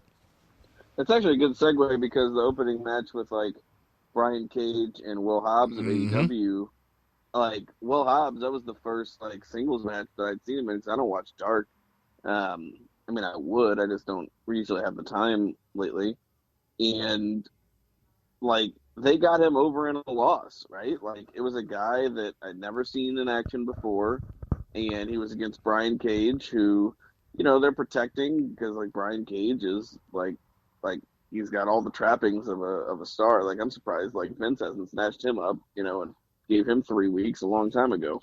But I think one or the other didn't want to go. Either Cage didn't want to go, or Vince didn't want him, which kind of just seemed absolutely bonkers to me, because Brian Cage is like the walking, talking WWE poster boy. But go ahead. Yeah, I feel like Cage probably didn't want to go. But yeah, like it was a tough thing, and it's something that WWE tries to do all the time, which is because I have to assume that they are trying to get guys over. I have to assume that they are trying to do that still, even though it seems like they're completely inept in doing it. But I would think that, they are at least trying. They're just not going about it the right way. And, this is like kind of the way that they would do it, but just not as effectively. Like Will Hobbs and Brian Cage had a really cool match, two really big guys, total hoss fight, and Brian Cage ended up getting the pin, but then it helped that Taz came out and said, like, you did such a good job, we want you, he wanted him in, the faction. Right. And if he didn't join the faction, they're going to beat the shit out of him, right? There's a total, like, heel move. But, this whole thing was all about elevating Will Hobbs while at the same time taking nothing away from Brian Cage. Agreed. That's what you want to do every time, right? You want to elevate one guy while not taking anything away from, like, another guy. And this is, like, the perfect example of, like, how to do that. It was, like, textbook. They nailed it. And it finally got a check mark, and I'm not sure how far along they're going to go with this FTW title. But, as far as I was concerned, if we're not going to do a second show, and when I say a second show, I'm not saying that Dark is not a second show. It is a second show. It's AEW. I get it. But to me, Dark is like where NXT was when it first started. It's a developmental show. It's not the quote-unquote second show like Raw is the first show, the flagship show to SmackDown. AEW Dynamite needs to be a flagship show to another show, whether let's just say it's late night Dynamite, okay? And there needs to be a second show. If not for the pandemic, TNT asked for it. They have a deal in place. If not for the pandemic, that would already be a thing because TNT actually requested a third hour. So not a third hour of Dynamite, but a third hour of something. A 1 hour show on another night. Probably that's why they did the AEW Late Night Dynamite. Put your toe in it, see what the rating's going to be. 500,000. Oh, we can do this shit. Yeah, that would make sense. Which it totally. For that time slot, 500,000. I didn't think it would do a 500,000 in that time slot, but that just goes to show that. If anything, whether you like AEW fans or not, they're going to travel where you tell them to travel. If it's Tuesday at 11 o'clock, I'm just throwing this out there. I'm not saying that this is going to be the place, but Tuesday at 11 o'clock Eastern time, 10 here, watch for a late night Dynamite. Yeah, I can see if they wanted to go that route. I can see that happening. They have goodwill, right? Right. AEW fans are loyal because AEW has built goodwill with the fans. They haven't fucked them in the ass for 30 years. You know what I mean? They're just you don't like this? We'll work on it. We'll try to change it. They're not no, we're right and you're wrong and you're just going to give you this and you're going to like it. It's like what I do with my kids with dinner. It's they're like, no choice. Oh, I don't like this, and I'm like, yeah, too bad. That's what we're having. And okay. That's what WWE does with all of their wrestling. Fans are like, I don't like this, and I'm like, well, too bad. This is what we're doing. I'm like, all right, well, I'm gonna move out. So you're saying I'm a big ass kid at this point because I keep coming back for whatever WWE serving me. Well, they're serving chicken nuggets and macaroni, man. All right, man. Fine, fuck it. I'll come back. Okay, see, you got me. For dessert. You stupid. Every night. Right? You ain't shit. What's the next match? What was the next match? I don't have the recap up in front of me. What was the next match? We had FTR and TH2, right? That was the next match, wasn't it? Yes, sir. We also had interspersed among here a lot of Chris Jericho 30th anniversary cameos. So a lot of celebrities, half of Kiss, Shaquille O'Neal, Hiroshi Tanahashi, just a laundry list of who's who. Okay, so yeah, let's music industry and let's just stop right there because we got to talk about that for 30 seconds because I already was at half staff when we were talking about it in the 2 count. So obviously we saw Tanahashi, we saw the New Japan logo in the background. Obviously we have had some New Japan AEW crossover in the past. Do you think this is going to lead to I'll just say a card of AEW, New Japan let's just call it a super card of some sort. We're doing it again, just minus ROH. I tell you what, it is heartening because something else we didn't talk about last week, but that happened, like news broke, like, right around the time we did the podcast, is Harold May stepping down from New Japan, and he's the guy he's the Dutchman who was from Coca-Cola and the big toy company, who'd been heading New Japan and had been doing a really great job. Apparently not very well liked. Not very well liked by a lot of talent. Did a great job on the company, the finances aspect and the organizational stuff, but definitely, I mean, he lost Kenny Omega, right? I mean, just think about that. Like, Kenny Omega left New Japan, moved out of the country on his watch, right? That's a huge black eye. Because if that Kenny Omega would like to be just like John Moxley and just like Chris Jericho and still work in Japan, right? Like you right. know that, yeah, like, without the pandemic, because you can just tell, especially like his relationship with Kodabushi, and even if he wasn't a singles guy, like they could have explored Golden Lover stuff until, I don't know. I was going to say, you asked Kenny Omega from last night. He ain't tag team wrestling anymore. Oh, yeah, which is great. Oh, man, we'll get to that. That was so good. But, I don't think that they realized that this AEW thing was actually a big deal. Like, I don't think they could have realized. Thank you so much. I don't think they could have realized that it was such a big deal, because why would you let all of that talent go? And it's not just Kenny Omega, although that's the big one. The Young Bucks, right? Their hottest tag team act. It is Cody Rhodes, who was coming into his own at that time. He was not the absolute pure superstar that he is right now, but he was definitely elevating what he was.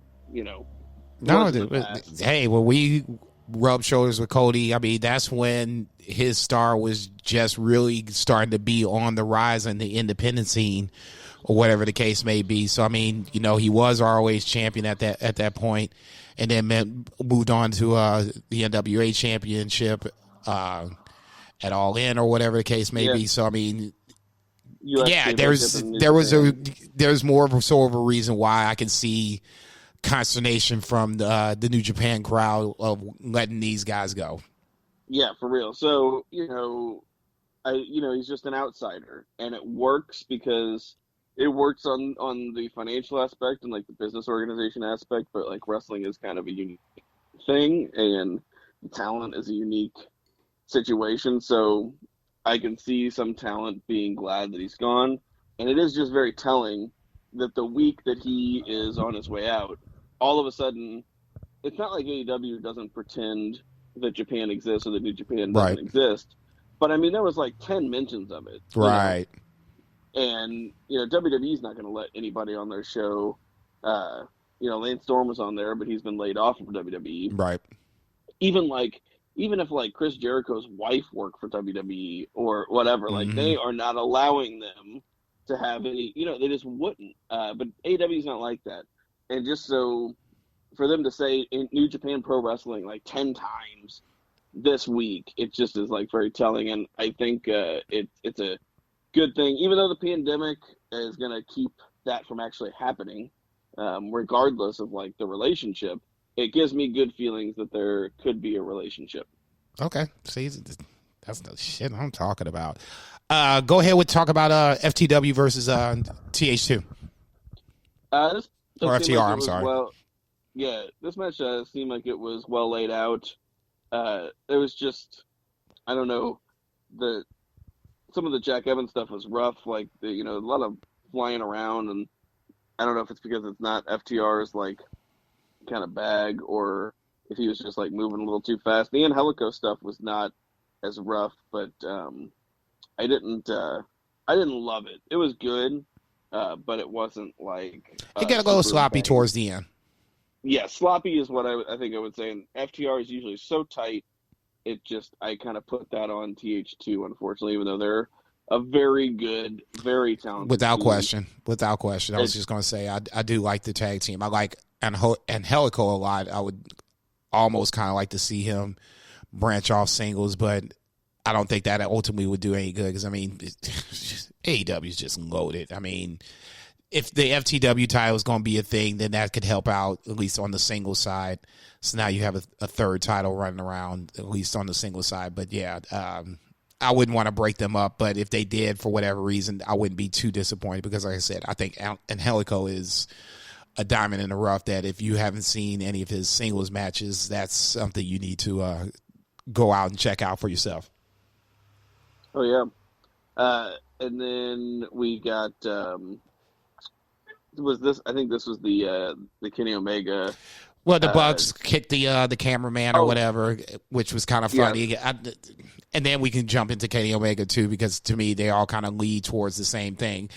I'm waiting patiently for the Bucks and Kenny Omega to do the heel turn. My guess is going to be at Full Gear because now, obviously, Hangman Page is in the number one contenders tournament with Kenny Omega, and it made me giggle the number of times that Kenny just had to mention that Hangman Page was a tag team wrestler.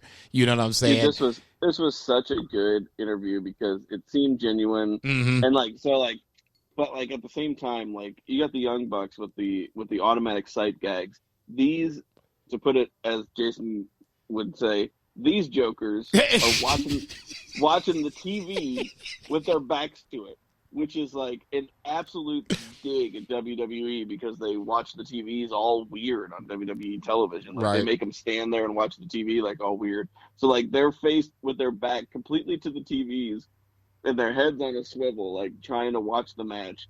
And I was just losing it. Okay, see that's the little shit that I would think people recognize, and I thought it was absolutely comedy fucking central because, like you said, it's so anti WWE because the WWE guys feel like they're right on top of this fucking 43-inch TV screen. I'm just like, dude, take a step back, man. Shit. I mean, how can you even watch this shit?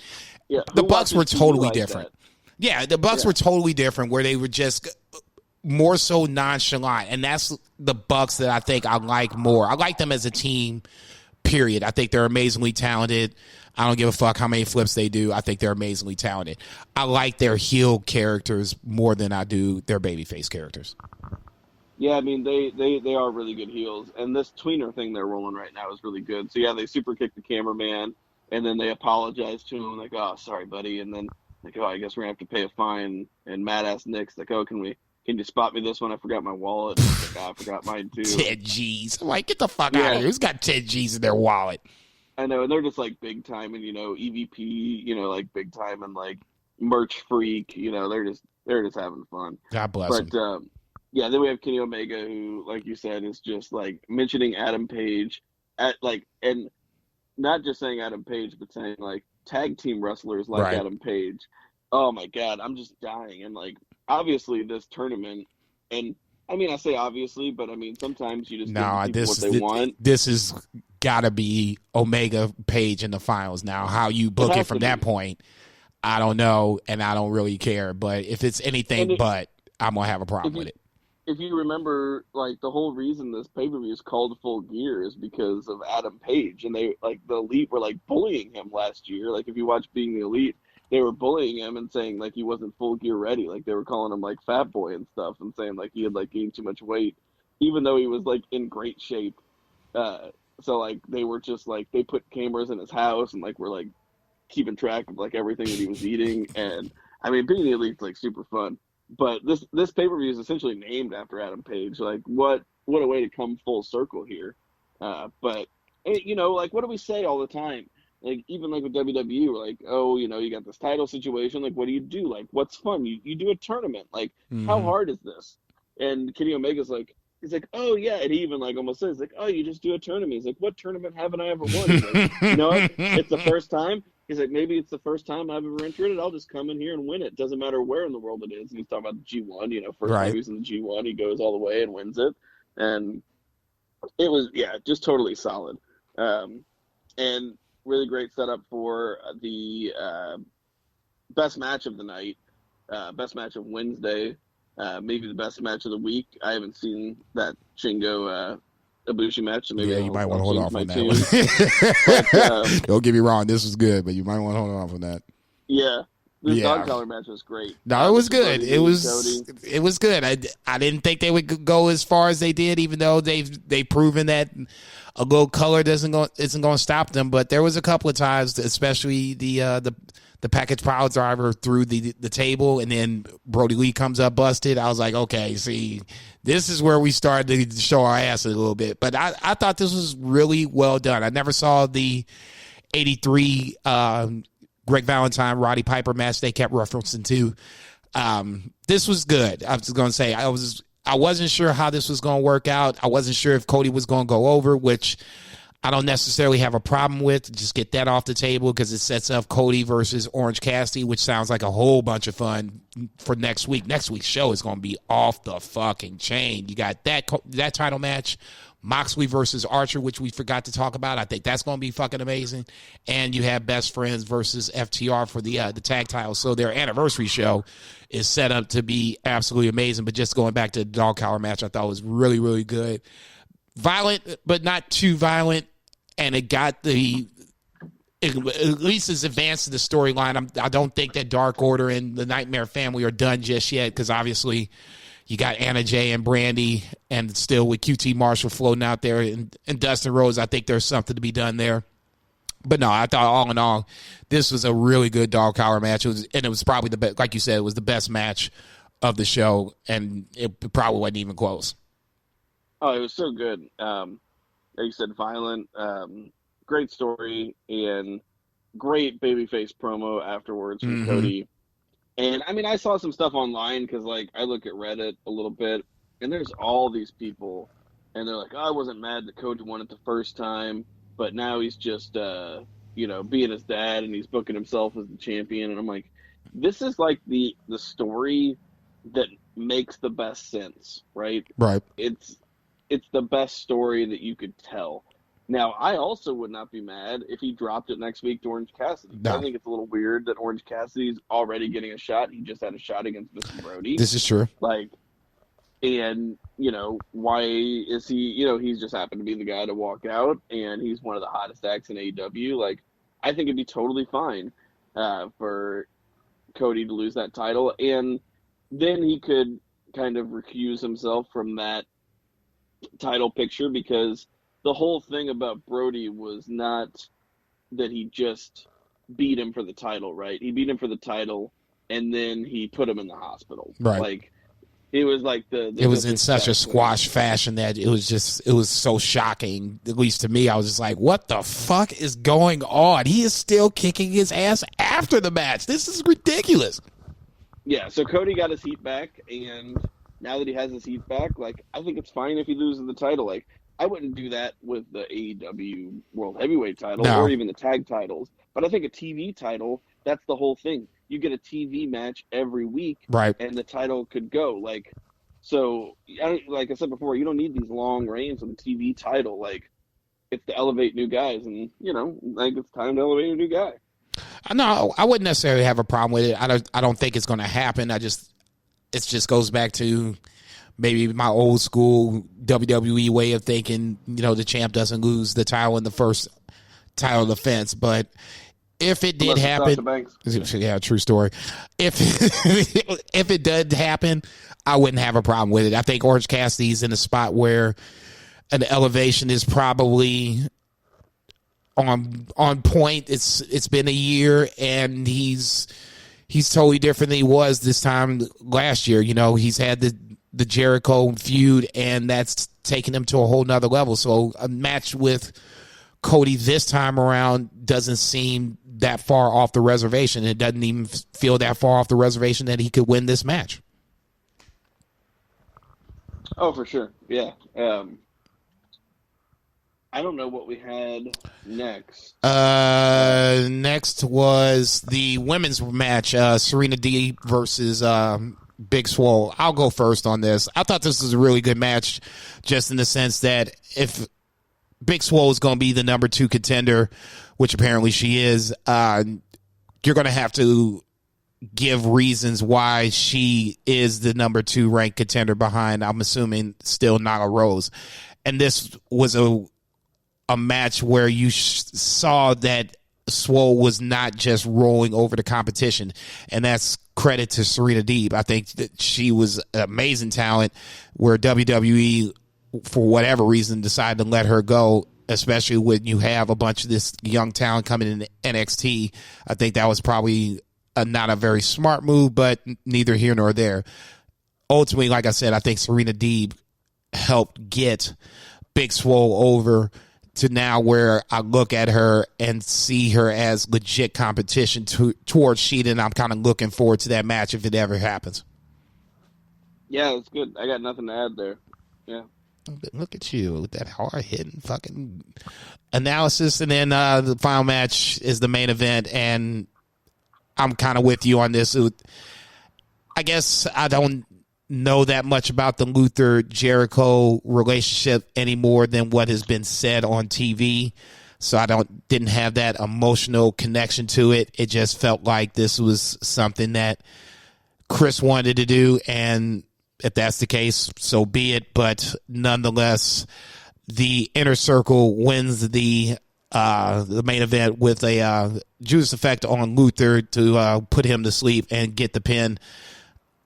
To me, the biggest takeaway from the main event was the credits where everything was Chris Jericho. Oh, man. Dude, that was so good. Apparently, I saw on Twitter, Chris Jericho, texted the production guy, the night before with that idea and said, hey, can you make an SNL style, shit. thing with, everything Chris Jericho and, with some jazz music, and they threw it together. Dude, I haven't seen SNL in God knows how long. And as soon as I saw that, I'm like, this is some Saturday Night Live shit. For real. I do like that in typical huge heel fashion, MJF comes out on goddamn Chris Jericho's 30th anniversary show and makes the entire thing about him. No, look, I'll just say this, and I kind of agree with you on this, but this is the story, okay? Oh no, I'm not saying it negatively. It is the story. I think it's perfect because okay. Yeah, and Jericho wouldn't, if Jericho wanted anything else, he wouldn't have allowed it. Right? No, I don't think that it's, obviously everybody's, along for the ride. And like I said, ultimately, I think next week is the week that somehow MJF enters the Inner Circle and then the real fun begins. But no, I totally agree with that. Jericho was in on it. I just thought you were saying that this was something that, it was bad towards MJF, and I was just going to say, for me, this is just part of the storyline. The vignette that they did with MJF in it, I said it was if I didn't know any better, I think that was, almost heartfelt and sincere from MJF talking about, how Jericho, basically said he was doing a good job and all that other shit.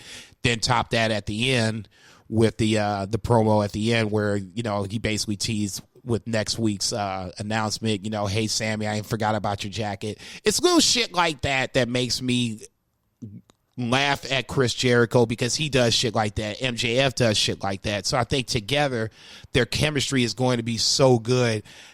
If it does happen and it goes the way I foresee it happening and it eventually ends up with Jericho getting booted out of the Inner Circle, that's going to be a nice-ass story to see unfold because there's so many ways that can go. Oh, yeah, because Jericho is going to be the biggest baby face. I feel like they're going to, just slow roll it until fans come back. Right. And then Jericho will be the big baby face. Agreed. And I was about to say, it's not like they don't already sing his song as one of the biggest, if not the biggest heel in the company. I mean, God forbid, if he comes back with a babyface role with fans out there, he was practically a babyface last night. Yeah, essentially, it felt like it was a babyface kind of a role for once in his AEW career. But no, I agree with you totally. Just it was okay. It didn't feel like this was anything more than a victory lap for Jericho, and God bless him for 30 years. Shit, do a victory lap as far as I'm concerned. Yeah. Anything else? No. All right, that drops it up for our 3 count. 1, 2, 3. All right, we're going to do a little quick odds and ends and get up out your hair. Just talk about Raw for a little bit. Mustafa Ali being the biggest takeaway from Raw on Monday night, being revealed as the Retribution leader. Thoughts on Mustafa Ali flipping the script on the WWE Universe? I think it's great. It's not the way that I would push Ali, but at least Ali is getting pushed. He's an actual power player in the narrative of the show right now. He can't be given 3 weeks and then disappear like they've done to him so many times and done to so many other people. I would have done it opposite because he's like the total baby face. Mm-hmm. I mean, like he's an absolute baby face. But, you know, I'm not going to like look a gift horse in the mouth here. Like, thank you for putting Ali on TV and giving him a prominent place, because that dude, you know, like, I don't like the "you deserve it" chant, but like that dude deserves a lot more than he's gotten in this company. If you just want to do kayfabe style,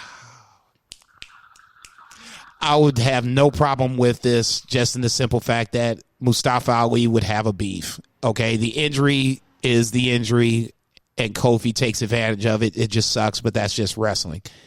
Brock Lesnar winning the Money in the Bank where Mustafa Ali had his fingertips on it. Yeah, okay. If that's the reason that they give next Monday night, because why Mustafa Y is going to be the question. And if they even bring that up, that's all I really need, because now that makes sense. Okay. You know what's sad?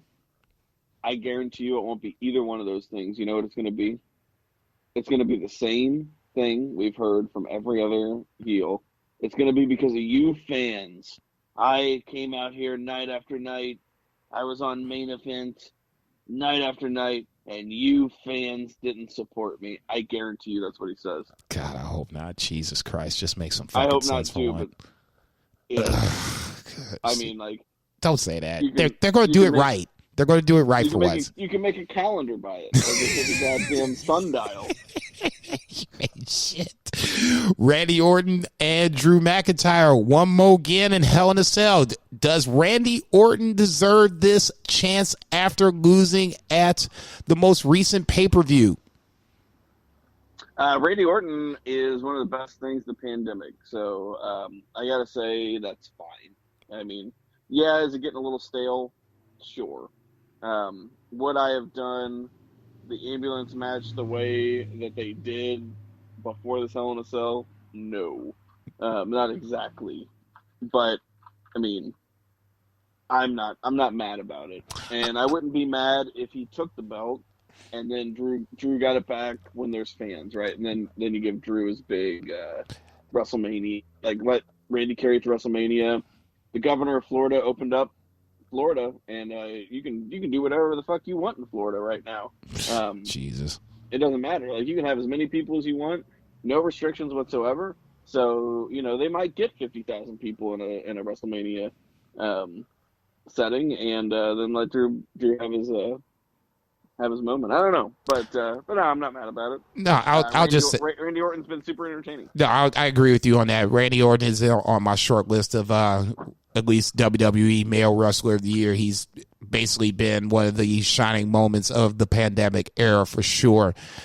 That said, I thought that Randy probably should have won it at the last pay-per-view, and then Night of Champions, and then have them do the rematch here at Hell in the Cell. It just kind of makes more logical sense. I'm not saying that Orton, if he doesn't win it this time, then yeah, he's going to have to disappear for a little bit, at least for the title scene. If he does win it, Drew can always win it back, like you said. They'll go to Florida and give him the WrestleMania response that he probably should have gotten this year. But ultimately, I don't have a problem with it. I just wish they would have booked it differently versus back-to-back losses versus Orton. And now here's a third chance. So I don't know, neither here nor there. The second week in a row with no Raw Underground. Is Raw Underground dead? I think it's way more likely. Just hear me out. I am not a conspiracy theorist, but I think it's way more likely that Shane McMahon had to go out for 2 weeks for some unforeseen reason, right? I think it's more likely that Shane. Was he hanging out with Trump or something? Yeah, like something, like going to a bar, something, and contracted the Rona, and it's got to be out for 2 weeks. And instead of doing Underground without him, they're just like, it's just 2 weeks, and then he'll be back. So that's my conspiracy theory. Hot take, baby. Shit. Go ahead with your bad self. Braun Strowman versus Keith Lee in an exhibition match. Is there such thing as an exhibition match deserving to be on Monday Night Raw? I think it's funny that Braun Strowman acted like he didn't know what an exhibition match was. Way to be, man. I'll say, come on, man, give me a break. I'll say, there's no way. If this is an exhibition match, what the fuck is the referee doing? We gonna have a count on the exhibition match? Just let these motherfuckers fight. As far as I'm concerned, you got a ring. Here it is. Knock yourself out. I think it's just a weird gimmick. Yeah, I don't know if they know what they're doing with either guy, and I think that's kind of the reason why they did this. I have no idea. You have any idea? No. All right, let's put them together in a match. Well, what are we going to do? Let's make an exhibition match. That way nobody loses. Okay, here's a count out. I don't know. It feels weird. KO, speaking of weird, KO and The Fiend apparently are going to encounter in some, I guess, a match in some sort on SmackDown. Alexa sets up KO to get attacked by The Fiend, and then the spillover on Monday nights is where Bray Wyatt and KO interact, but nothing occurs.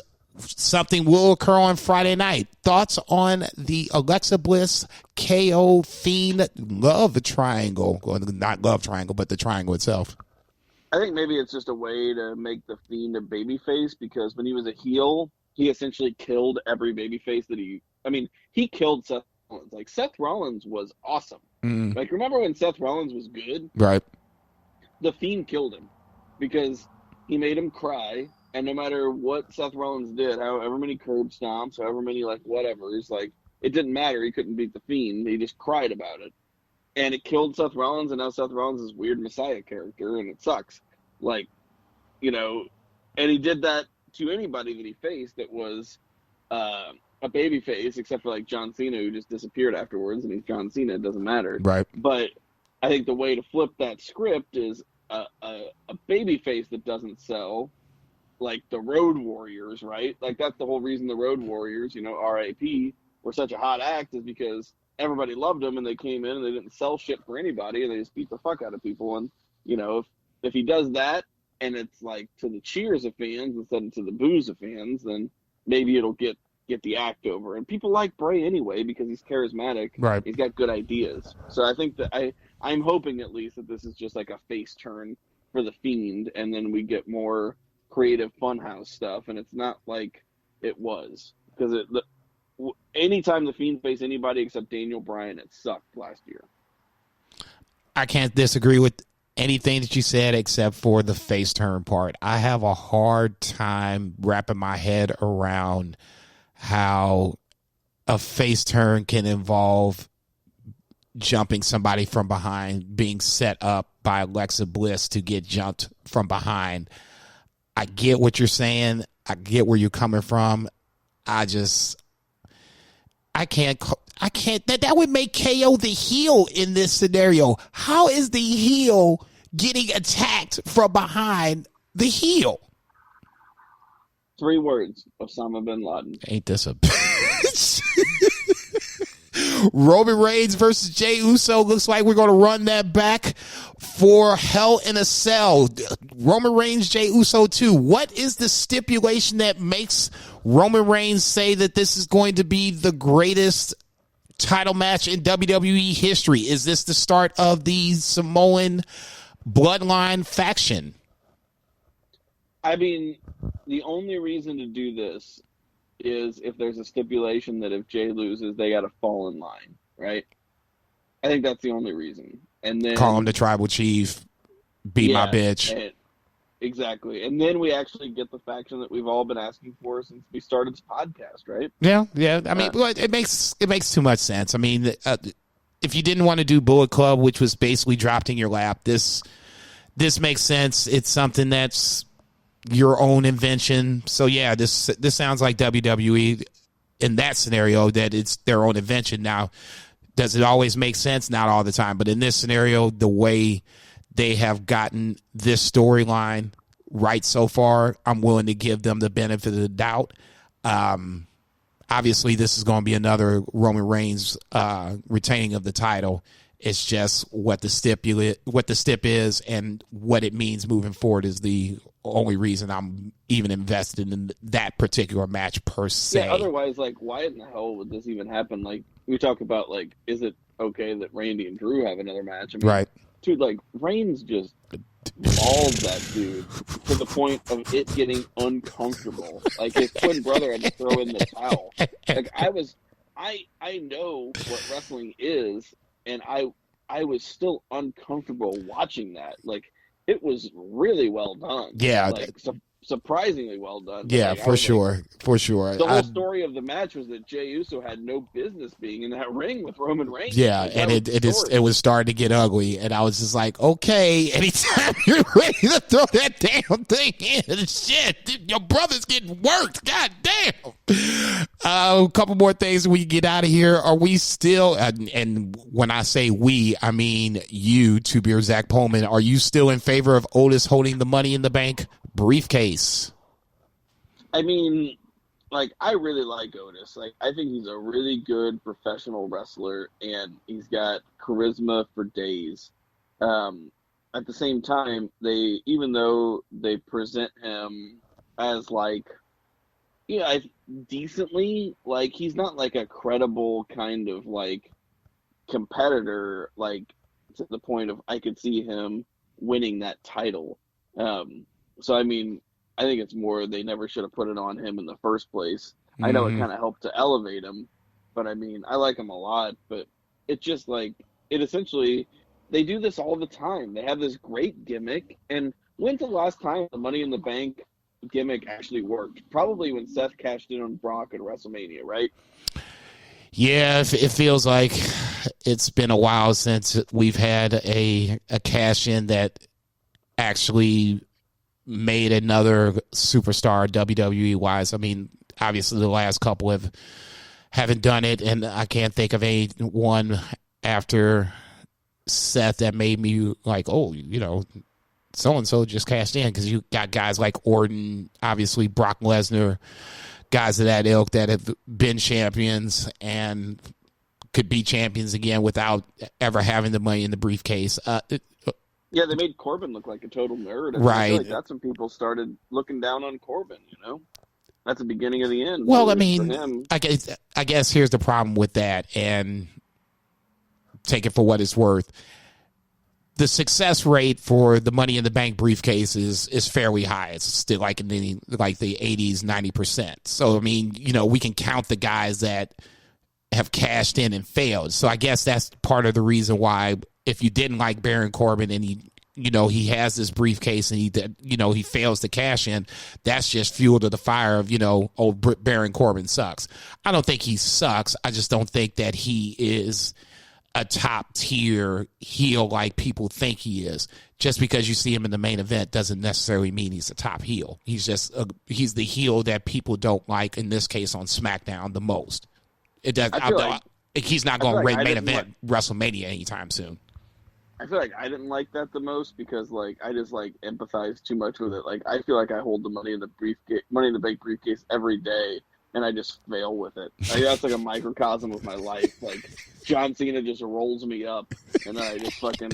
Here, man, take the fucking briefcase. Charlie Robinson, like, counts 3, and I'm like, all right, my life is over. Like, every day. No, you should be like R-Truth, man. Bounce back on that shit. You can be 43, 44 time champion before you know it. Last question. Bayley and Sasha, they're going to do a title match next week on SmackDown. I guess tomorrow night on SmackDown.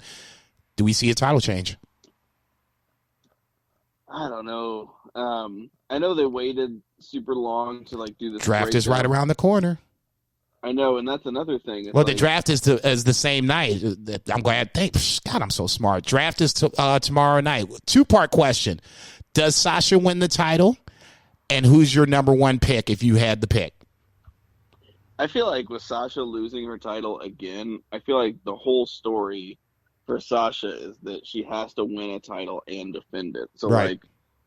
if they want to change the title now, that's fine. And then maybe they do a Hell in a Cell and Sasha Where she defends it. Or the retains it or whatever. Yeah. So maybe that's the thing. That's what I would do. Okay, no, I would. That would make sense to me. I don't want this title match to be wasted. Okay, I would almost rather them just do the one match. Just we slow rolled it to this point to Hell in a Cell. Just do a Hell in a Cell title match, Bayley versus Sasha, and be done with it. Now, if they go the route where Sasha wins, and then we do a rematch at Hell in a Cell, I'll be okay with that too. Anything else would seem like a little lazy to me and would just feel like filler to get us to Hell in a Cell. We can do it and do it smartly. I just think it's just those two ways to do it. Yeah. Who's your number one pick on in the draft if you had it? Oh shit! Like if I was like wanting, You're the GM of SmackDown. You won the number one pick. Who do you pick? Brock Lesnar. Yeah. Smart I mean, he's been gone, and I mean, I don't know if he plans on working during the pandemic or whatever, but like he's still like super mega star. And you know what's funny? So I haven't talked about this. Like I wanted to mention that. Go ahead. I mentioned it last week, dude. Like so, Roman Reigns is such a great heel. Like, I want to see Roman Reigns versus Brock Lesnar because now it feels fresh again. Right. And, like, it seems like I've never seen that match, even though I've seen it 50 million times. Yeah. Like, now I want to see it again. Yeah. Like, you know what I mean? Dude, and trust me, we shitted on that feud like nobody's business as Shock City. I get it. But now it feels different. Damn you, WWE. This is how you get me every time. I'm just on the way out the door. You like, wait, heel Roman, he's here. Really? Shut up. Where's he at? Oh, and he's beating down Jay. Oh, and you paired him with Paul Heyman. Oh, and you might do Rock and Roman or Rock versus Brock. Son of a bitch. Now you got me to WrestleMania again. I agree totally. It would be Brock Lesnar just on the simple fact that I can't see Roman Reigns leaving SmackDown and just having the aura of Brock Lesnar on SmackDown coming in at any given point. You could tease it to WrestleMania, Royal Rumble, whichever. You could do a Royal Rumble match with Brock, do a WrestleMania match with Rock, or vice versa. I mean, the opportunities are endless if you went with Brock Lesnar. I would agree. Brock Lesnar would be my number one pick. This is Banned from Ringside. All right, ladies and gentlemen, that shall do it for this week's episode of the Banned from Ringside podcast. Let me make sure this is the right one. Nice. Middle of the night. Everything is coming together as planned. Yeah, right. I just pressed the lucky button. For Two Beer Zach Pullman, for your boy JCB, for Bill Vagey, for everybody involved in this little thing we call Banned from Ringside podcast, F&B Eatery, all that good shit. Support your local businesses.